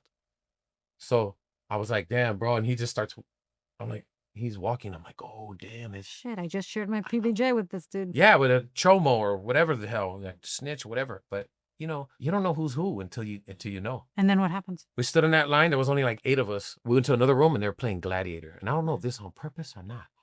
They're playing Gladiator. And I'm like, oh, hell no. I think of life as sign. Like I take signs. I grew up with like, I'm looking at signs right now and that's not a good sign right there. Like survival of the fittest kind of. That's not a good sign, man. We just saw one of their own. We just saw Gladiator and we're going into a level 4 prison. Shit. Is this what they're trying to tell us, that we about to get chopped up? Right. From that point on, it's like, you know, your first day of school, you know, that nervousness. It's that times a 10 billion. times worse. Sure, yeah. 10 times worse than that. Like, and I'll be honest, like, I'm not trying to sound like a tough guy or nothing, because I grew up wanting to be tough, you know, and I had to be tough and I had to pretend I was tough. And my first day out, everybody asked me, when did you start acting? The day I hit Salinas Valley. You try to act like you're not scared. You try to act like you're down with the shit. You try to act like you're not really, you know, like this doesn't faze you or like you're with it, but you're really, you know, and now you probably cry in your prayers and saying like little prayers and you cry. And like, did you? Just like, yeah, a lot of times I would. Of course. Yeah, a lot of times I would, you know. I even came to a point where like I was in prison in Salinas Valley. And as I was saying my prayers, I started crying. And I don't even know why I started crying. And I was like, I started thinking about all the people that I hurt and everybody I robbed. And I'm clean at this point and I'm not doing nothing. But it's like I'd done all that for like I stabbed a guy for $8. You know what I mean? I stabbed a guy and $8, $8, all he had. Some of them didn't even give me nothing. I just stabbed them and beat them up and they went and I took off running. The robbery wasn't successful, but I hurt all these people. And I'm thinking, man, this guy was just making money for whatever, his family or himself. It has nothing to do with me. Why do I feel like I'm entitled? So I came to a realization, man, and he's just like, you know, I hurt too many people, you know, and then to this day, I still get that feeling, and it humbles me and you know, that's why I go to church and I pray. And I could go to church and pray and give food away to the homeless and help the needy every single day of my life. It still will make up for what I did. What made you come to that realization, you think? Were you doing any sort of mental work in prison? Were you seeing a therapist in there? What helped you in there? They don't have therapy in there. Your therapy is that cell, that TV and the radio. Like you don't got letters, maybe. You don't got therapy. You don't go to therapy in there. So what helped you there? I think just hearing other people's stories, listening to other people who got life and wish they were in my position to have that little bit of time. I turned 7 years into 9 though, because they put a child molester in my cell. And what did you do to the child molester? I did what I had to do. Which was what? I had to stab him, beat him up. You stabbed? What happened to him? He survived? You have to. What do you mean you have to? Well, like, I mean, first and foremost, I don't like child molesters and rapists anyway. And I've always been against that. And, you know, growing up, like, I ain't no snitch, you know. So anybody they put in here that's no good, under the no good news, the bad news list, they got a bad news list. And that list is like this long with baby tiny writing. You've been to prisons and you know how, you know the huilas, right? The little huilas that they write? You know the tiny writing, the small little encrypted small writing? Okay, picture that small tiny writing and the paper is like a regular sheet of paper and it's filled with names. And there's a bunch of bad people like that have to be stabbed and like that have to like owe money for debt. So it's a list of targets basically. Here's the guy that comes in my cell and he's a child molester. Right. What would have happened to you if you hadn't done anything to the child molester? Man, if I hadn't done anything to them, then that'd probably be me. They would have beat you up because it's expected if you're sharing a cell with a child molester or a rapist, a person on that target list that you're. It's expected from a sureño. That's what it's expected out of you. You know, that comes without even asking. Right. That's something that, you know. The Sureños is like a gang. It's southern Mexican American. Raza. Yeah. There's Southsiders. Right. And then there's Sureños. And it's expected. And they're Mexican American gangs, right? Yeah. And you don't have And to they're big in necessarily, prison, right? not necessarily Mexican nowadays. You could be, Right. as long as you've earned it and put in the Could work. become a part. Yeah. Yeah. Right. Okay. So They, if you're but if you're black, that's not that well, you could be expectation black doesn't from a happen. Mexican gang. There's Blaxicans, a lot of them. Okay, but if you're not a Sureño, that's not If you're expected. not a Sunni, you're a Cripper blood. Yeah. Or The expectation or a white or a from a white. white faction. Yeah, from like the Aryan Brotherhood. Right. You would have to take care of your own people. That's what I'm saying. You got to take care of your own people. Since you fall raza and you fall Hispanic and you're in my cell, I have to take care of.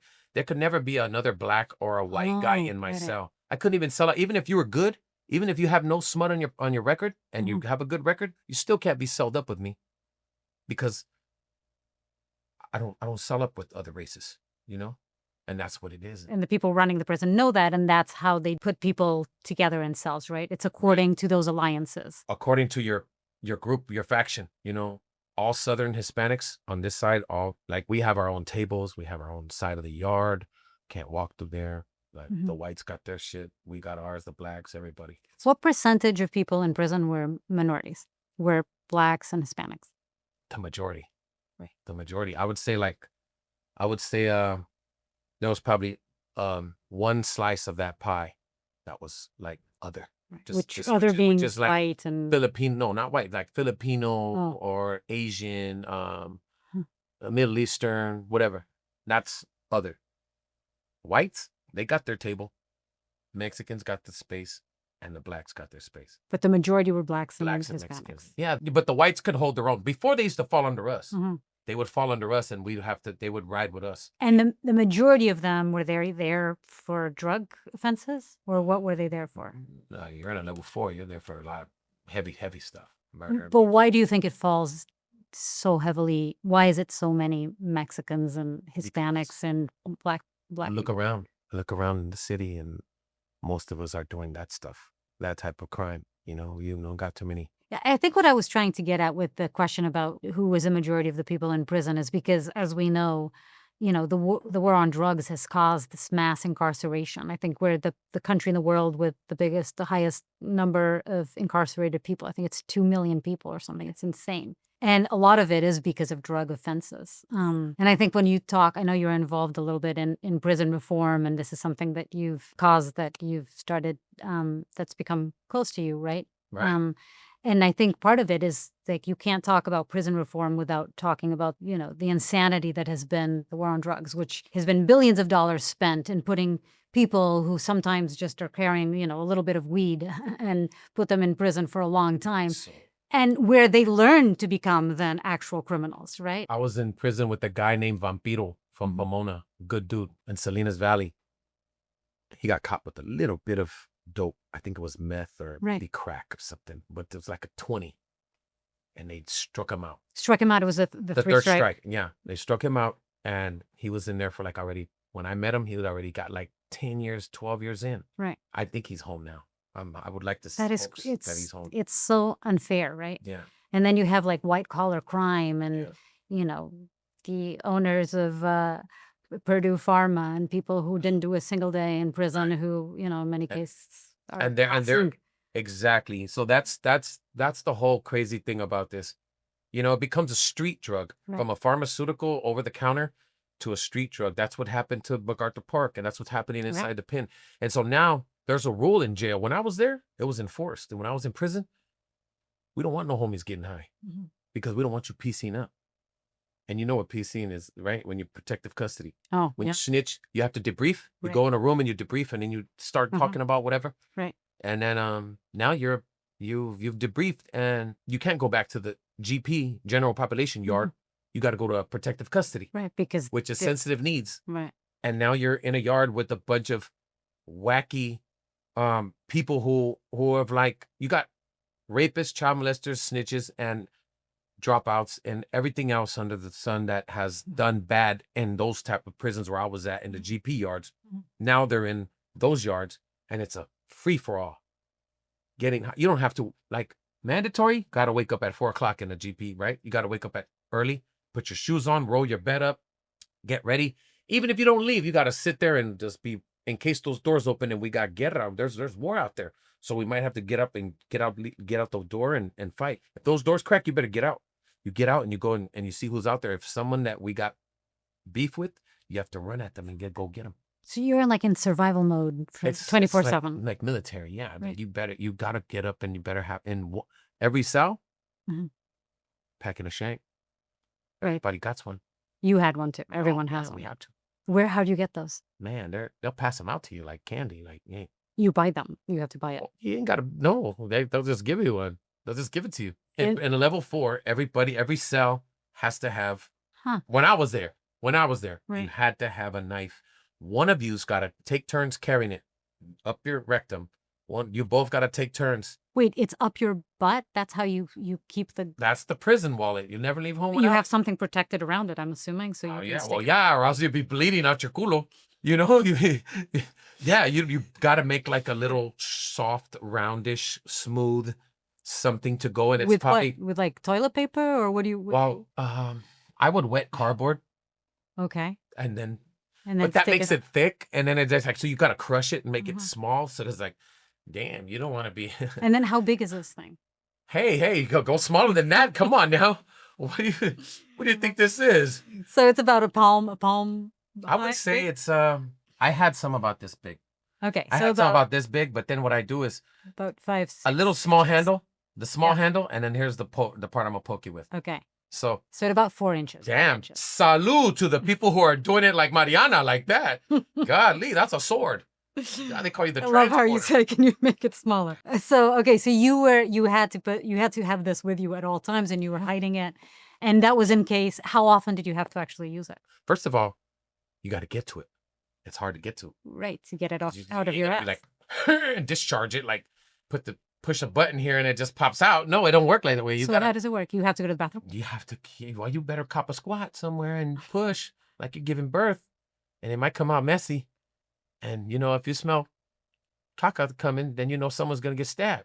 Oh, shit. Really? Is that a thing that you Exactly, shit. experienced? Yeah, Yeah. exactly shit. Yeah. Well, I've been in lines where like, man, it smells shit.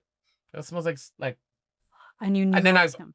behind me there or in front of me there were like I think it was behind me, but the wind of we're in a corridor Mhm. where like the prison opens up and like to go out you have to go through where the guards go up and then to go to the chow hall. Mhm. Every prison, every 2 blocks share the same chow hall.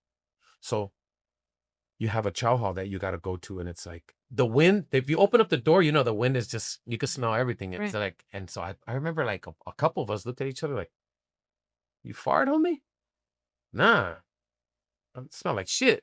And then like a second later, and it's like that's I've learned that if you smell that, it's because they Right. took it out of there. So how often did you have to use one of these? How often did you have to stab somebody in prison?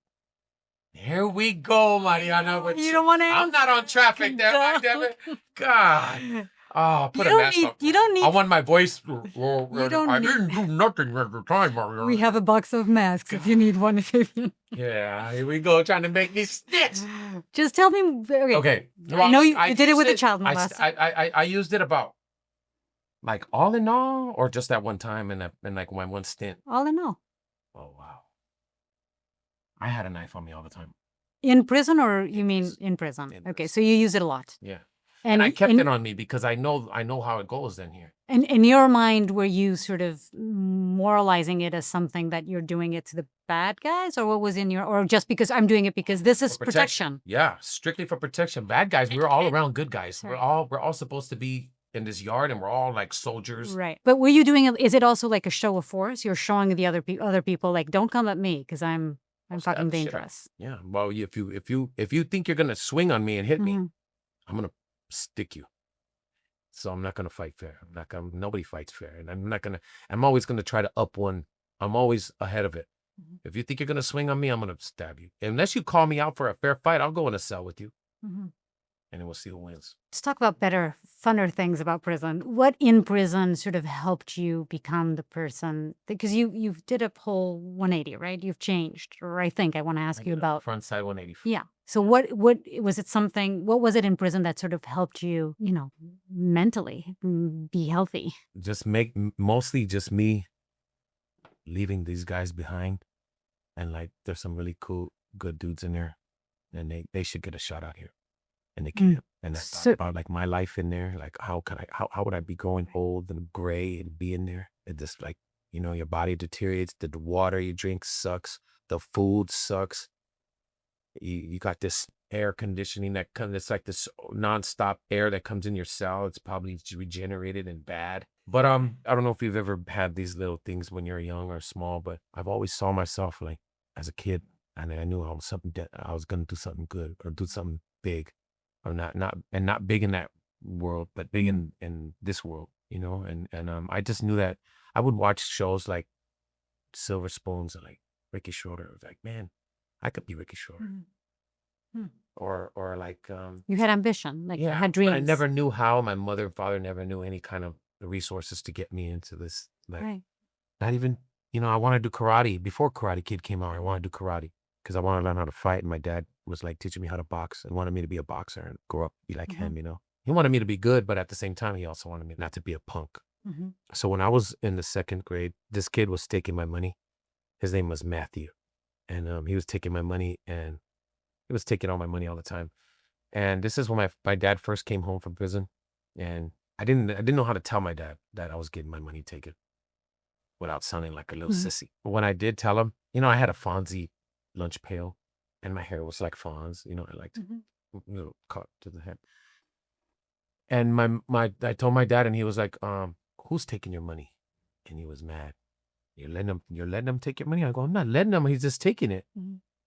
He's bigger than me. And he has a friend, and I don't, My dad said, give me your pencil. This is what you do. And he sharpened it with the knife in the kitchen. And he sharpened it, and he goes, you feel that? Now look, next time he does that, and he got my hand, and he demonstrated how to stab someone. And I'm in the 2nd grade. I'm like this? I was like, yeah, you stab that motherfucker. You stab him, and he won't take your money no more. You stab him, Mijo, because I'm not gonna raise no little punk, and don't let him take your money no more. And if I find out you let him take your money no more, then you're in trouble with me. Yeah. Shit. So, Right. the next day, Matthew comes, and I didn't do nothing. He took it. He took my stuff, and I didn't have the heart to do it. So I go back home, and I lied and told my dad that I did it. And my dad gave me the biggest hug and kiss. And he told me, I love you. And I never heard that before from him. And he was like, I love you, mijo. I'm proud of you. And he gave me a hug and a kiss. And he told me like, yeah, that's right. And my mom was against it. She was like, why are you teaching him this shit? But she didn't try to stop it, but she would complain from far. And, but my dad was like proud of me. And I was like, the first time I got like a real love from my father, but I lied. So the next day I went to school. Matthew got next to me. As soon as he sat there, I stabbed him with the pencil in the shoulder and the forearm. And I went to principal's office. The lady from the recess got in front of me and took me by my arm, took him, and he had like little grade marks on him from being poked with the pencil. Pencil broke, but I didn't do a good job. But I poked him, and he won't fuck with me no more. So I went to the principal's office, and I seen the parents of the kid, and my dad. They had to call my neighbor. We didn't have a phone. We had some hippie neighbors downstairs. I used to play with the little white girl. I used to always make her cry because I liked her. And they told my dad came walking in. And mind you, my dad went to the Marines. They gave him a choice. You go to high school. You go to prison or Marines. He took the Marines.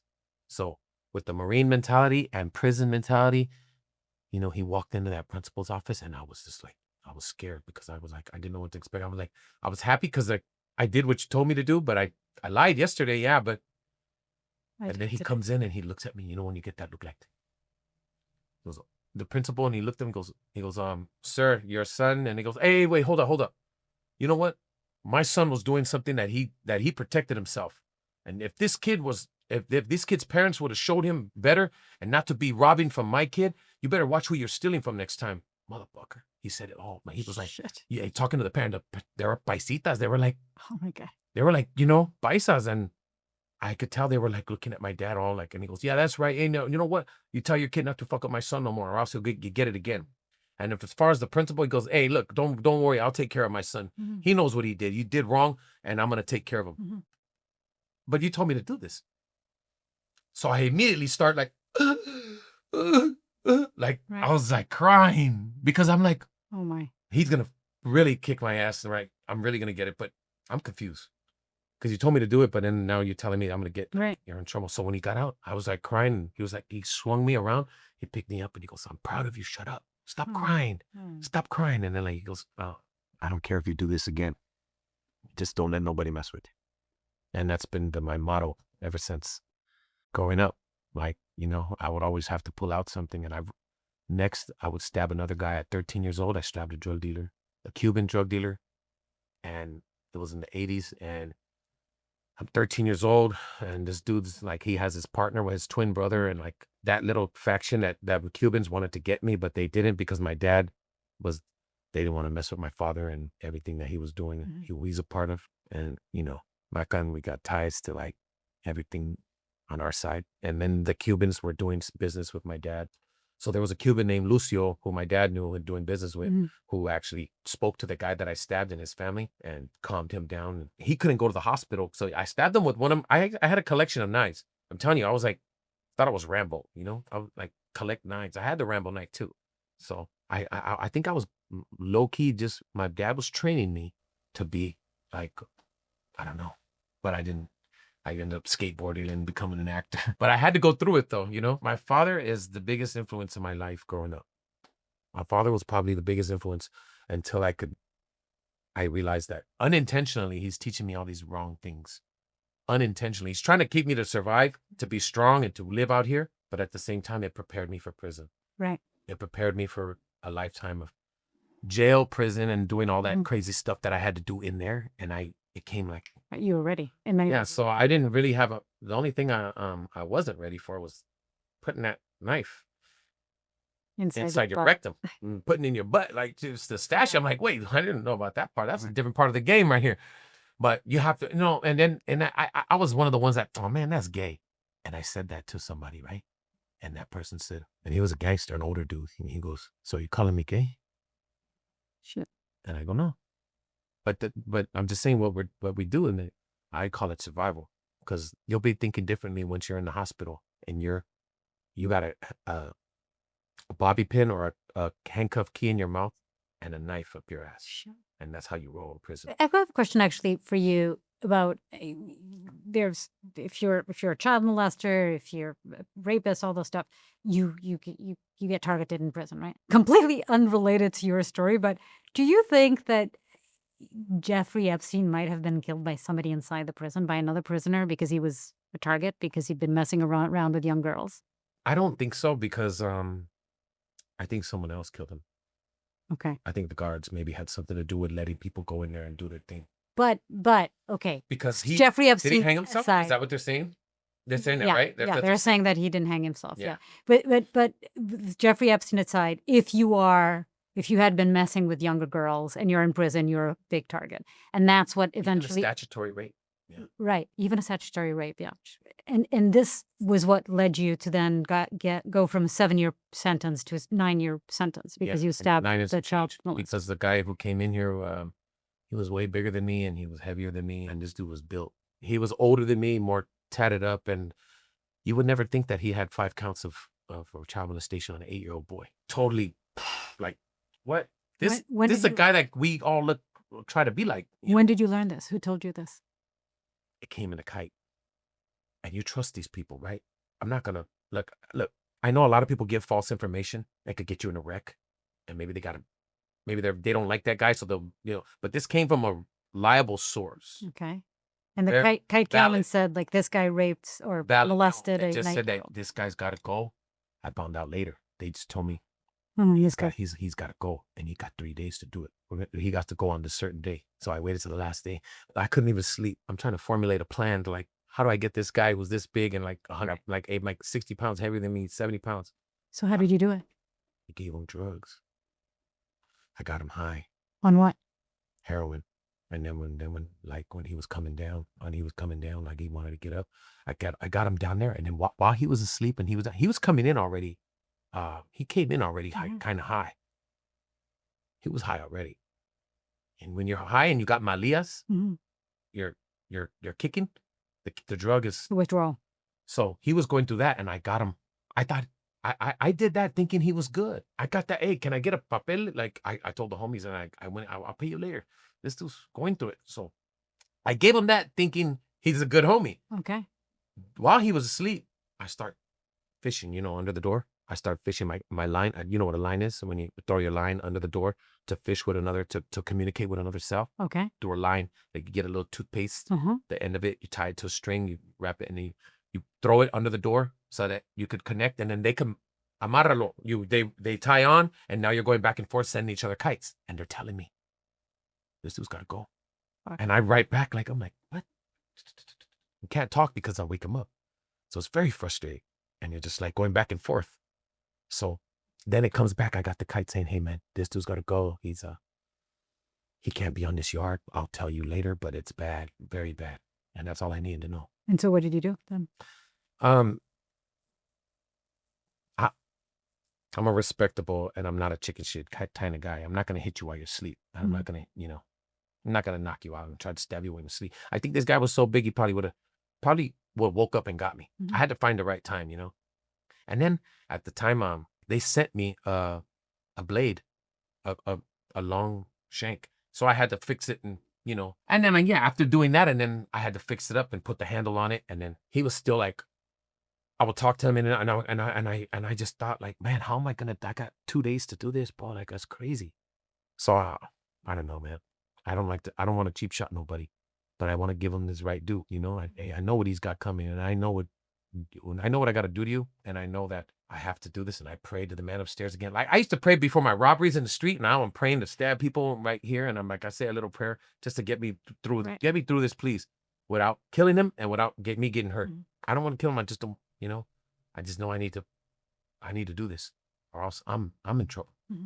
So I made a hot pot of water. I don't even drink coffee at this time. I don't drink no coffee because everybody likes it black. Coffee dark, like mud, like oil. I hate it. Motor oil. I can't drink more. I like mine's all like me too. Starbuckies. Like I'm. Oh, you're Starbucks. Oh, no, I'm like the Nescafe, like the instant coffee, very light. Okay.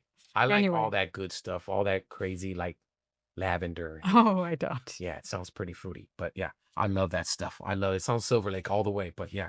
But I never drank coffee, but I had some fake burritos that I made. I got some tortillas and I put some stuff together to make it look like it's burritos, but he'll never get to open that. And I'll never get to open that. And I'm gonna make sure of that. But I had them there and they look like they're burritos, they look like they're stuffed. I had them sitting there and I told him, hey man, when you wake up, come on, you gotta get up. Let's get up and, let's work out and let's get some coffee. And he's like, oh, Mali. I was like, I can't. I need another paper. Like, more heroin, another shot. Another paper. And I had my knife. I had my shank in my boot. And I was wearing nothing but shorts. And I had my gloves on, because I was in workout gloves. And we're about to do burpees. And we're going to do pistons. When I go down, up, you go down. Down, burpee. I go burpee. We're doing, and the cell's only so far, so I figure like it's probably like at 12 feet, but like when you go down, it's 12 by 8. So you only got so much space. We're kind of in each other's way, and so when he went down, I got the hot pot. It was boiling. Oh shit! Threw the water on him, and then I started stabbing him. And what happened to him? He started fighting back, but I had the best of him already. And then he tried to fight back, but. And then did he go to the? Yeah, we all went to the hole. We both went to the hole. And he wasn't taken to the hospital? He was taken to the hospital. Yeah, he had to get patched up. And I had a couple abrasions, but nothing because we were him. He was just trying to kill me with his hands. Right. But I was already, on him. And what was the hole like? He got stabbed like 27 times. Holy shit. And about 6 to like 11 were pretty bad. My God. Yeah. And but he didn't die, which was good for you. Didn't die. Great. Yeah, great news for me. But and then even better for me because I did it, and I was happy that I got away with it, and I'm still alive. And I didn't care how much time I got. I didn't care about nothing. I just wanted to make sure that I did this, and I did this job, and I did it right for my survival. So when I go wherever I go, that I'm safe because I like unlike a lot of other people and families, I still got to go home. And when I go home, my family to this day. My family is still involved in the street shit, and they know what prison is like, and they know if it's just like a thing. Like I have to make my dad proud all the time. I want my dad to be proud of me, like it's one of those. Yeah, I've always looked for my dad and my mom's approval. Right. And my dad is like, he's always been like feared by people, and like they love him, but they fear him at the same time. His crazy temper. So it's something that you just feel like I to hell with prison because I'm never gonna see these guys again. But I do gotta go home and face my family and live with my family, and I want them to be happy and proud of me and what I did. And Yeah. I'm also doing it because, like, and here this moves you up. Right. What was that like, by the way? Like when you finally left prison, the first day, and what were you afraid of? Going back to normal life after being locked up for so long. I mean, 9 years is a long time. How are you going to adapt back to normal life? What was that like? Yeah, I'm just afraid of going back, and what am I gonna do to keep up out here? What am I gonna do to keep up with the Joneses, man? Like I'm a skater, but I'm too old to skate. hmm Too old to go back into full pro again, which now I am. hmm I'm going back into it, and I'm pro for a company right now. No way. Yeah, a company called Madrid. Great. And Good for you. I'm getting a guest board from DGK, Dirty Ghetto Kids. Wow. So they're doing that in December, and I'm getting and my board's coming out in December for Madrid. So Amazing. I'm pro again. But I'm grandpa pro. You know what I'm saying? Like I'm OG pro. Like I don't have to deal with all that going to get footage and all that stuff. I could do it at my own pace. They're doing it because of my name or whatever. Yeah. And it's cool, and I'm blessed for that, Oh, and I'm great. happy, but like I don't need to kill myself. Right. No, I still You're still got I still get you're still close. bruised up. Yeah. Beat And you up. should see my knees and my back, man. But it's part of something I love doing. I love doing it, and I'll keep falling till the day I die. I don't care. It's how you get back up. It's you can fall as much as you want. What matters is how you get up and what you do next. So tell me about your 180 and how you changed and what helped you change and what is important for you these days. Like I told you earlier, I think the stories that these guys have told me in there, like, Yeah. and a lot of guys talk to me because they know that I'm a skater and I'm gonna go out and get in. And I told them I'm gonna get into film, I'm gonna get into movies, I'm gonna do this, I'm gonna be an actor. And a lot of them are like, all right. And then a lot of them are just like supportive.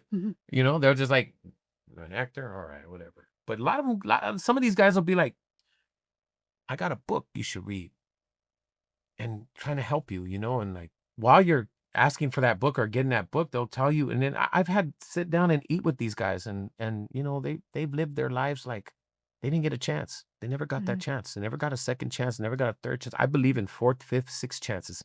That's why I'll never give up on my brother, because my brother has, he's fighting his addiction and he's trying to make it out there. But I don't ever give up. I might stray away. I might back up because I got things to do. But I'm not gonna give up, and I'm not gonna give up. I just have to back up because I can only take so much, man, and like it does get to me. So do you think in a way it was you trying to sort of realizing that maybe it wasn't so much that you owed it to yourself, but you owed it to these guys who are there for life, that you needed to become something different? Want to know something? Some of these guys have hit me up from Pelican Bay, and they see me in Flaming Hot, and they see me on the Mayans, and they're just proud, man. And that's like a big thing, Yeah. I get a lot of joy from that because they're like, man, I'm proud of you. You really went out there and did what you said we were gonna do. Right. Yeah. In many ways, it's also hope for them, right? To know that somebody who was in there could be. And that's what I want to big give deal. them. I want to give them that chance to like see what if I could do it, you could do it. But you got to come home first.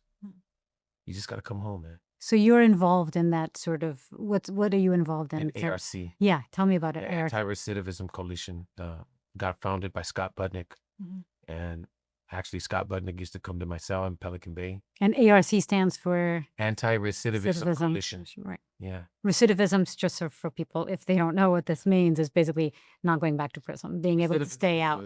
Recidivism is just staying out. Is because there's it's like 60 to 80. What's the numbers? Like really high percentage of recidivism in America, right? It's the revolving door Right. that never ends. And I actually have that somewhere. my family has been victims of recidivism just because of the way we process things and the way we grew up. You could get out of it, man, but it starts with you. And I love the fact that I could go today and pick up these guys who did like 30 years. I picked up this dude who did 30 years the other day, and 30 years in 3 months. And my boy Louis, he spent all his time like That's the guy who did Louis, 30 yeah, years? yeah. 30 years? He 30 did years, 30 years in 3 there. months. And he has nothing but life and happiness, and like he's so like, oh wow, like he's willing to learn. And And how did you meet him? I picked them up from AR. Oh, With from the ARC, program. I do the Ride Home program. So ARC is basically a way to connect people who have done time in prison. And bring them home and get you in our program and get in our Right. facility, get in the computer, become a member. And then from there, you can flourish to go and you could just intern and wait for something to happen if you got nothing going on. If you don't know what you want to do, Right. you could be an intern and hang out. If you hang around the barbershop long enough, you're Right. bound to get a haircut, you know? And you just stick around and be around good people, man, Right. that are trying to do good stuff, Right. that been through it, like me and like everyone else out Right. there. Because it's that transition is the hardest, right? Which is why so many people end up doing what they were doing before going to prison and go back going to Because all they give you is $200 and Right. and a pat on the back until you get on. Now they give you a pack of Narcan. They give you Narcan, $200 gate money, and bye. In the county jail in LA, they don't give you nothing but Narcan and all right, bye. And Narcan, what's that? When you get one Narcan and you don't even explain how to use it. Right. First of all, you got to read the instructions, but they don't explain to you what it's for. And there's no programs in the county jail that are helping you get better. By the way, Narcan being in case you have an overdose. And yeah, provides Narcan you- will bring you back right, from an bring you overdose. back from an overdose, Yeah. usually from opioids. Yeah. Yeah. It's interesting you were saying, that transition and how important it is to have some sort of support when you come out of prison. I mean, particularly if you're doing 30 years in prison, which is crazy. It reminds me, I watched Shawshank Redemption recently. Yeah. But poor guy. remember the guy, he leaves prison after decades. And he writes his name on the thing and he hangs himself because he can't commits cope suicide. with He can't. He society. doesn't have a life outside of prison. Yeah. See, that's the thing. My uncle, one of my uncles, Dirty Ernie Sandoval from Sotel. Yeah. He didn't know how to behave, I guess, like act out here or whatever. But like now he's passed. But he did most of his time. He's like 60 some years old. Did as a juvenile all the way to adults. He probably get majority of time in prison. So he was the man in prison. Right. And you come out here and you're struggling. You know. Right. Which is why programs like this are so important. Yeah. Yeah. Because this program could lead you to get a future and get a trade, like a real trade, not just like a job. You'll have a career move, and ARC could set you up and there's exciting jobs, like good jobs. And a lot of them are desk jobs, but you can get an exciting job working in a film crew and being camera guy, grip, whatever, they'll teach you that stuff. How did the acting job come for you? Like, how did that actually happen? So I was dating a stripper. This is after prison. After prison. Okay. I was dating this girl. She was a stripper. I like to call them dancers because they need that respect, Yeah. They're dancers. They're Just pretty like- good. Just like Some drug are really dealers good. are Yeah. entrepreneurs. You know what I'm saying? Gangsters are opportunists. It's a job. Yeah. So it's a job. And she was a dancer and a great one too. And her dad, I just came home. Her dad was he passed away, but for years he was background. He was background in Terminator, the background in a lot of like big movies. And I was like, oh wow, that's cool. She goes, maybe you should try that. And she went into her old shoebox and got her dad's stuff. And fast forward, she sent me to North Hollywood to go to this acting school. And the acting school in North Hollywood, even I knew it was a joke. Even I know. I'm not sitting here just about to let smoke go up my ass more. I had so many things up my ass, I don't need more smoke. You know what I'm saying? It's a motherfucking, there's real traffic in here. You know what I'm saying? You could do a show on my culo. I'm telling you. So I go to this acting class and they're like, I'm like, what? I'm not even going to tell you what they were saying, but it was a 6 quick step. Happy, sad, neurotic, Right. crazy. And then da-da-da. Right. And I'm like, and then you throw me a line. How's your day today? How's your day today? How's your day today? How's your day today? It was like so crazy. Like I'm like acting for 6-year-olds. I just came out of prison. I'm like, Right. I could smell bullshit when I know it. I'm like, this is wrong. I don't know why I'm coming here. Right. This is my second class here. And I'm like, I got nothing better to do though. They finally get me up to do a scene with a girl. And guess what I'm playing? A pimp, a drug dealer pimp. And the only ones I know of drug dealer pimps, they wouldn't say, I said, first of all, they wouldn't say this. If I'm a pimp, they wouldn't say this. Can I change it around? Right. Can I make it mine? And I did that on my own. Didn't even know acting or nothing. I just said, hey, like, This this sounds funny. This sounds like some weird shit. Let me make it And I rehearsed with the girl, and the rehearsal didn't go nothing like what I was gonna do out there. Because I go, this is just a rehearsal. I guess we're just But up there, I got into character, man.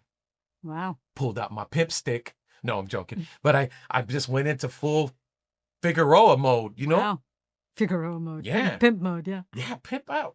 So I grabbed her and I was like, what, bitch? And I was like, and she broke character. Wow, so She broke character. she got scared. She thought you were serious. She's like, oh, I'm sorry. Wait. And I was like, well, we stopped. Like, and the guy was like, there was a guy sitting in there and he's like, hey, man, you look like you sold drugs before, right? You've sold drugs. And I'm like, you've been to jail? I'm going, yeah, man. Why? I'm doing a movie. I want you to, if you want to be in it, and like you can play one of the guys. And then when I come, I show up.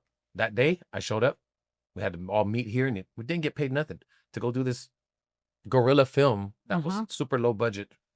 And is an Iranian director, and he's from Iran, and he's like, hey, I want you to say something to her. Tell her something like, and he said something corny, like, how much money is in the bag or whatever. And I, and I was just like, I don't know if I could say that. I don't even know if I should say that. Like, I don't think I would look at me and that's not going to come out of my mouth. And then I just said something else. And he was like, and I started thinking like, dude, Hollywood be writing some weird stuff. Like the low budget Hollywood, they write some weird stuff. Like I wouldn't do that if I was a gangster. And like, I'm considering myself a gangster. Right. So if I'm playing one, I know that's right. I got schooled by the real good ones. Right. So I'm going to say something different, something that they would say. And I've always been a good person to like I've imitated all my friends. I used to clown and act like them. And I've done, all my life, I've been a class clown. My first real prison term, my first term, I won't say prison, was 3 years in the 9th grade.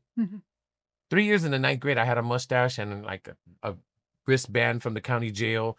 And I was like already, a grown ass man with all these 9th graders. And I'm stuck in this class.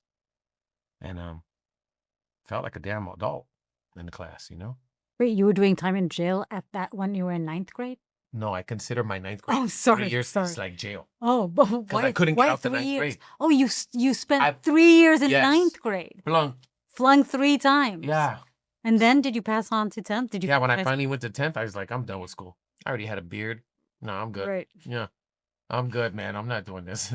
Baby, Wait, how did we get to 9th grade? How did we jump from acting to 9th grade? So like I got into acting, like just being, I loved it, man. And I chased it. The girl told me where to go. I went to it. I did these little classes. I found the classes to be like horrible. Yeah. You were doing the Iranian film and you were doing your own lines and changing and everything. it sucked. And then like, yeah, the whole play, everything about it was like, wow, this is crazy. I liked it, but I'm like, man, this is, I felt like I was acting, Then my friend on Facebook was like, hey man, I'm in this real good acting class. Why don't you come? And I go there and there's a bunch of Ken dolls. There's a Juan doll, a Ken doll. Like when I say this is like, everybody looks like right. Tony Hawk. Like I love Tony Hawk, by the way. I always refer to Tony Hawk, but they were all like, Right. even the raza in there was Right. like straight, like, Zoolander lips and all that. You know what I'm saying? Like I went in a class where like everybody, I was the only one that stuck out like this, and had tattoos and I had this, and they were just like, Who's this dude? I'm sorry, are you an actor? I'm sitting here in class with you, ain't I? Yeah. So I guess I am. And my teacher was William Alderson. First acting teacher I credit is William Alderson out of Meisner. He's taught Meisner. My backbone is Meisner, and it's and he liked me because I was truthful. You were authentic. It was actually who you were. Truthful, Right. and he liked when I manhandled people on stage and I got crazy and they got scared. He was like, why are you being afraid? He's on stage acting. I don't know. I just feel like, oh my God, like I thought he was gonna hit me. Dude, we're acting on stage. I'm not gonna hit you. Like, And then when did you land your first big roles? I was landing roles before I got to class, man. Oh, really? Yeah. So you were doing. I was lying to people saying I'm an actor, and I was getting roles and not acting. I said, damn, I need to get in class. I need to really get into class. Wait, did you get your role in the Mayans and Flaming Hot before? A month out of Pelican Bay, I got Mayans. You got Mayans a month out of. Well, I got it while I was in prison. How so? On our, We have a prison channel. Our channel in prison, we have the one, it's a facility channel, and it loops all day long. Danny Trejo, Elgin James, Richard Cabral, Scott Budnick, they're all in this channel. And this is all ARC. And This is ARC, all the, yeah, it's yeah, an ARC. anti-racist. They're talking about, and it's on the TV in prison. It will come on every so often, and they're talking about how Danny got started. He was in jail. It's kind of hope for us, you know. Danny Trejo. Danny Trejo, and then Richard Cabral. He was in, you know, a bunch of stuff. He's like Emmy nominated, like really good actor. I'm watching it, and I'm just like looking at it in prison, and I'm just gonna say it because it's true. I'm not faking it. I pray. I need to be around these people. I need to be around that. I need to be around the people. I need to be around, like, this is the crowd I need to be around. And like, you know, I would kind of, I never used the word manifest before, but now that I know what it is, that's what I was doing. And then I posted my certificate. And yes, I had a phone in there. I posted. That's the big that's 6 months. secret about prison is that everybody has a phone. Yeah, it's not a very big secret, actually. It's not a because very everybody big knows, secret, yeah. but I guess like at the time it was, but Right. not everybody had a phone, I guess. But I posted my certificate, and I tagged Danny Trejo, I tagged Elgin James, I tagged all these people. Smart. Only person to hit back, I tagged Scott Budnick. The only person to hit back was Elgin James, and he said, "Let's get you out and create some magic and get you back on set." And that's exactly word for word. As soon as I came home, that's all I could think about. I got my Obama, and I hit him up like, "Hey, Elgin, what's up? I'm out," and he's all, "Good, man. Let me set you up with my producers." He's like, let's get you on my, they'll be talking to you soon. And I was like, oh shit. Like, this is like 2 weeks home. By the time a month came around, I was home. I was on set as the president of the Portland chapter. Like the Mayans, I know. Rooster for the Mayans, yeah. And it was like, incredible. It was a very big boost, like, for me to come home and do that. Like, that set me on a good path. Yeah. I mean, how often does that happen, that somebody leaves prison for so long to then be on the set of a major Hollywood series, right? It's crazy. You know, Elgin James gave me that hope, man. And he did. And, you know, I love the dude for that. So, like, I'm a week home, and this girl's from Texas is like, "Hey, I want to take photos of you. Let's take some pictures. I want to get you some headshots for free. I'm not charging." She wants to get me back up. Yeah. I go, "Yeah, let's go." Oh, I don't have no clothes. I'm like wearing sweats and a muscle shirt. Like, I'm wearing basketball shorts. I don't got no clothes. She goes, "So what? Just come to Echo Park." And I go, "All right, let's go." So I drove down there, met with her. And then at the end of that photo shoot, she says, "I'm going to go have lunch with Danny Trejo. You know who Danny Machete?" And I go, "Yeah. You want to come?" No, I don't want to go. No, I don't want to go because I'm thinking he probably wants to boink her or something. I don't know. I'm just saying. Like, he's a star. I don't want to step on no toes. He's probably looking at me like, young guy. I'm not trying to get Danny Trejo. You know what I'm saying? So she puts him on the phone. And all I hear is, hey, what's up? What prison you come out of? And I'm like, Pelican Bay. "Oh, Pelican Bay. All right. Hey, come. I want to meet you. I want to come." And I'm like, wow. Oh my God, I just got summoned by Danny Trejo. Machete summons me to go have lunch. I'm like, oh. We go to the cantina. Well, it's supposed to be 20 minutes, turned into like 2-3 hours. Wow. And then he gave me his number and said to call him. And then, like, I never called him because I'm like, what am I going to say? That's Danny Trejo. Right. Well, hi, Machete, what's up? What are you doing? Like, no. So he calls me and he's like, hey, about a week later, hey, what are you wearing? I'm like, what kind of sex shit is this? Like, what do you mean? Is this some, like, what do you mean? What am I wearing? He goes, what are you wearing, fool? What kind of clothes you wearing right now? I'm like, a muscle shirt?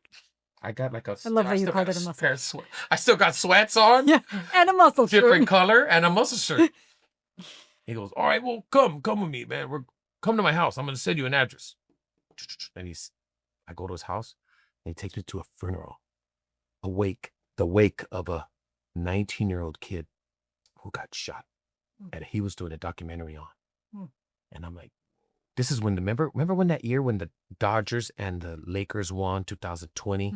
I came home, and that was and during that, wow. Remember the city went crazy? Totally. There was a guy breaking windows from cars. Yeah. And then this kid comes on and like, hey man, that's my mom's car.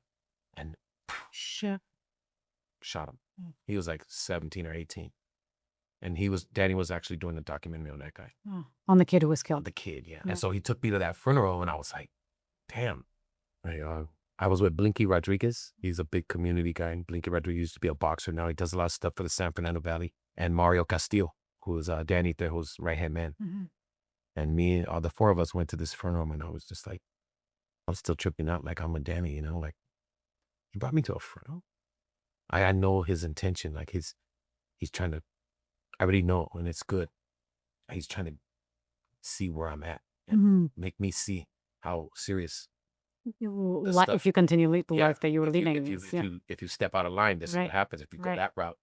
So, and then coming from Pelican Bay, he's always like, kind of didn't really, he always looked at me like, you better not get back in are you selling drugs, or Mhm. are you out here running with the streets? Like, I told him no.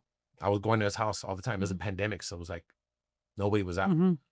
This is right around the time when White House got taken over and all that stuff. Oh, wow. Remember? January 6th. January 6th. So Invasion. we watched that together. Yeah. And it was crazy. You know, I was just going to his house just for he could feed me the stuff I need to hear, you know, and give me the things I need to see and whatever. And you guys are close till this day. Yeah, I was just with him a couple days ago at his movie premiere. His son Gilbert just directed a film, and he's in it. That's awesome. Yeah, so I'm very close to the family. Mhm. Yeah, and I'm blessed for that, man. I'm like, because he don't really accept too many people, Mhm. and he hasn't. They're all kicked Mhm. out. With me, Right. it's like he hasn't gone there yet. I haven't given him a reason. Right. Plus, the day I came home, I came out running, man. I came out ready to go, and I started doing all the stuff, and then I took him to my world to see, because he was sketchy. Like, I don't know what you do with the skateboard business. You know, this shit. I don't know. He don't know what Right. a pro gets, how a pro works, or how do you get paid for riding skateboard. Right. And he didn't even think that I skateboarded. He thought I Mhm. was like full on Pelican Bay gangster, Right. Just a gangster. coming out of prison. Mhm. What are you most proud of what you've accomplished since you got out of prison? Just being free, staying free, because that is the door to open up everything else. If I can't stay free, there's nothing going on. If I keep my sobriety and stay clean, I know I could do whatever I want to do, and the possibilities are endless. Has it been hard? Yeah, there's been challenging because I got family that puts dope right there, and like they're just high, right? And they give two shits about what Sobriety. we're Or going you, through. yeah. Yeah. So you know that the moment you start using again is the moment that you're going to end up in prison again, you think? Or maybe I should rephrase it. That's in my head. That's planned in my head. The way I see it is like, if I pick up, I'm getting locked up. Right. If I go pick up, I'm getting locked up. If I use, I'm done. So you've been clean for how long? 8 years. That's incredible. Going on 9. Congratulations. Yeah, That's going amazing. on 9. February 10th will be 9. That's amazing. It's a And really incredible accomplishment. It's only because I believe in the work that I'm doing, and I believe that that, you know, this is just a journey. We're only here for a little while, you know, and I think that you know, the time you do spend here should make it worth it. And I've already wasted so much time. Well, this nonsense, you know. I wasted so much time just doing stupid stuff. Like I said, if I were to do community work and outreach for the rest of my life every day, it still wouldn't be enough for the stuff that I've done in the past. It still wouldn't be enough. Like I don't know about that. I mean, you are doing pretty amazing work, and if you continue this way, yeah, I just want to continue doing it. Yeah. You're getting emotional on me. No, Yes, you are. You're getting emotional. a little bit. It's because I believe in it. I Yeah, believe in it. I really do. yeah, and I believe in you, and it's very incredible what you've accomplished. It's My very, very stories- hard. My story's still being written. It's still, Yeah. you know, I'm not done. I'm not finished. And I know that I still work with ARC, and I'm not going to stop. Mhm. I'm still going to continue doing what I'm doing. Yeah, it's such important work. Yeah. Which leads me to my last question, and I'll explain why I'm asking this question. I was doing a story about cocaine trafficking once in Peru, and I was seeing these like 16, 17-year-old kids carrying kilos of cocaine on their backs and really backbreaking work, really dangerous. They'd seen their friends being killed by rival gangs in front of them, and they're like, you know, hiking through the mountains day and night for like I've really seen that. I've right, seen it on your show. Yeah. right.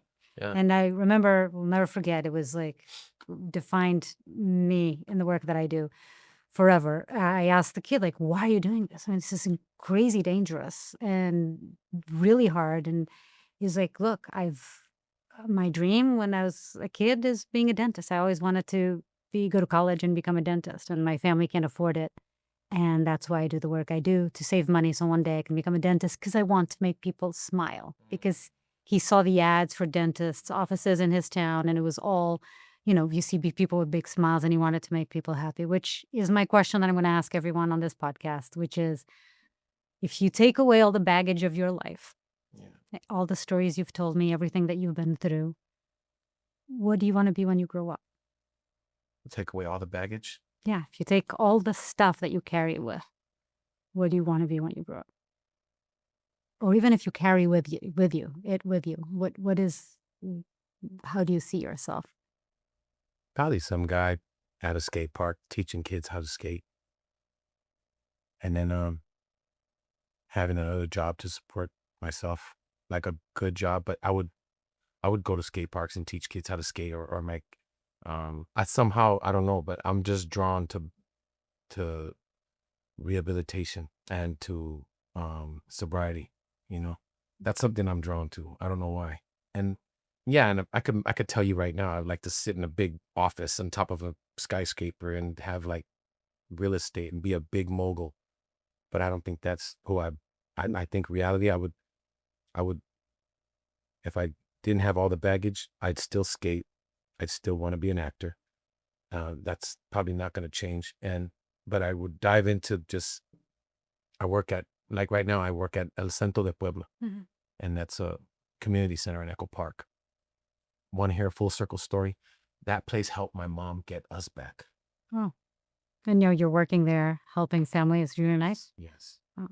So in many ways, you have become the person you wanted to be when you grow up. I'll tell you right now, Mariana, I don't know anything else. And I think that I don't know if I'd get very bored fast, and I get very like Right. agitated, and I'm like, this is not for me. And I'll just walk. If it's not for me, I'll walk. And I've done it. Right. I've turned down little stuff that doesn't fit me. And just because of the money, it doesn't fit me. It's just like that. Once you film that and you do that, it's forever. Mhm. So be careful what you film. I've already learned my lesson. Right. Like, it's Yeah. like skateboarding. You do a trick and your toe drags, and then don't go back and do it again and get it perfect. You want to land on them bolts, not with your toe out or dragging the board or all sketchy, like whoa. Right. You want to land perfect, and you want to, like, I think that life ain't perfect. Nothing's perfect, but I know that I would just like to be the perfect version of myself, is still landing on them bolts and giving back. It just makes full sense to me. Mhm. Yeah. Yeah. I'm a big admirer of yours and of what you've accomplished. It's pretty incredible. Thank you for having me, and like for being a first guest here. I'm like, It's pretty man, special. God, it's I only get better from here on out. No, that's not true. I hope we'll stay in touch. We'll continue being Of course, I want to friends. invite you and your team Yeah. to FYI. I work with will.i.am from the Black Eyed Peas Oh, fun. and Taboo, Yes. and like there's great people. Invite me. Yeah, I would love to bring you and get a full tour Oh, so of the fun. place. And then they have this thing called 5 mics, where Yeah. they actually have like a thing, and they have drinks, and they have hip hop music and all this stuff. So fun. I'll be But there. I Count would me love in. to give you a tour and just Let's do it. I also have a podcast there called 2 Mics, 1 Mission. And it's your podcast? Me and another friend of mine. Am I going to be a guest 2 in your mics, podcast, or 1 are you mission. ignoring me? You're in. 2 Okay, mics, good. 1 mission, and you're in. If Great. you would you be on? Of course. Okay. Of course. Count Thank me you. in. Thank you so much. You're amazing. Thanks for coming on. Thank you for having me. And if I could just say this, man, I watched your show before I even, thought that I was even gonna be here. I watched this all the time, and I'd be sitting back with my girl and like watching this and be like, wow, she's got big cojones. Like, She's crazy. You gotta love her for that. And I'm like, that's something we watch all the time. And I used to, and I still do. We did 5 seasons, which was amazing, but part of the reason why I wanted to do this podcast is because so many of the people that I sat across and interviewed, just like I did with you today, were either criminals, current criminals, or had been criminals, and they all had like such interesting lives. There's like really, um, I always say nobody's born wanting to be a criminal, right? It's the circumstances of life that lead you to that, and usually it's lack of opportunities, and the world that surrounds you, and inequality, and so it's such an important message of the work that I've done so far, and I wanted to be able to continue and sort of have a bigger platform for it. So I'm really excited that this is the first episode. So thank you. It's an honor. Thank you for coming on The Hidden Third.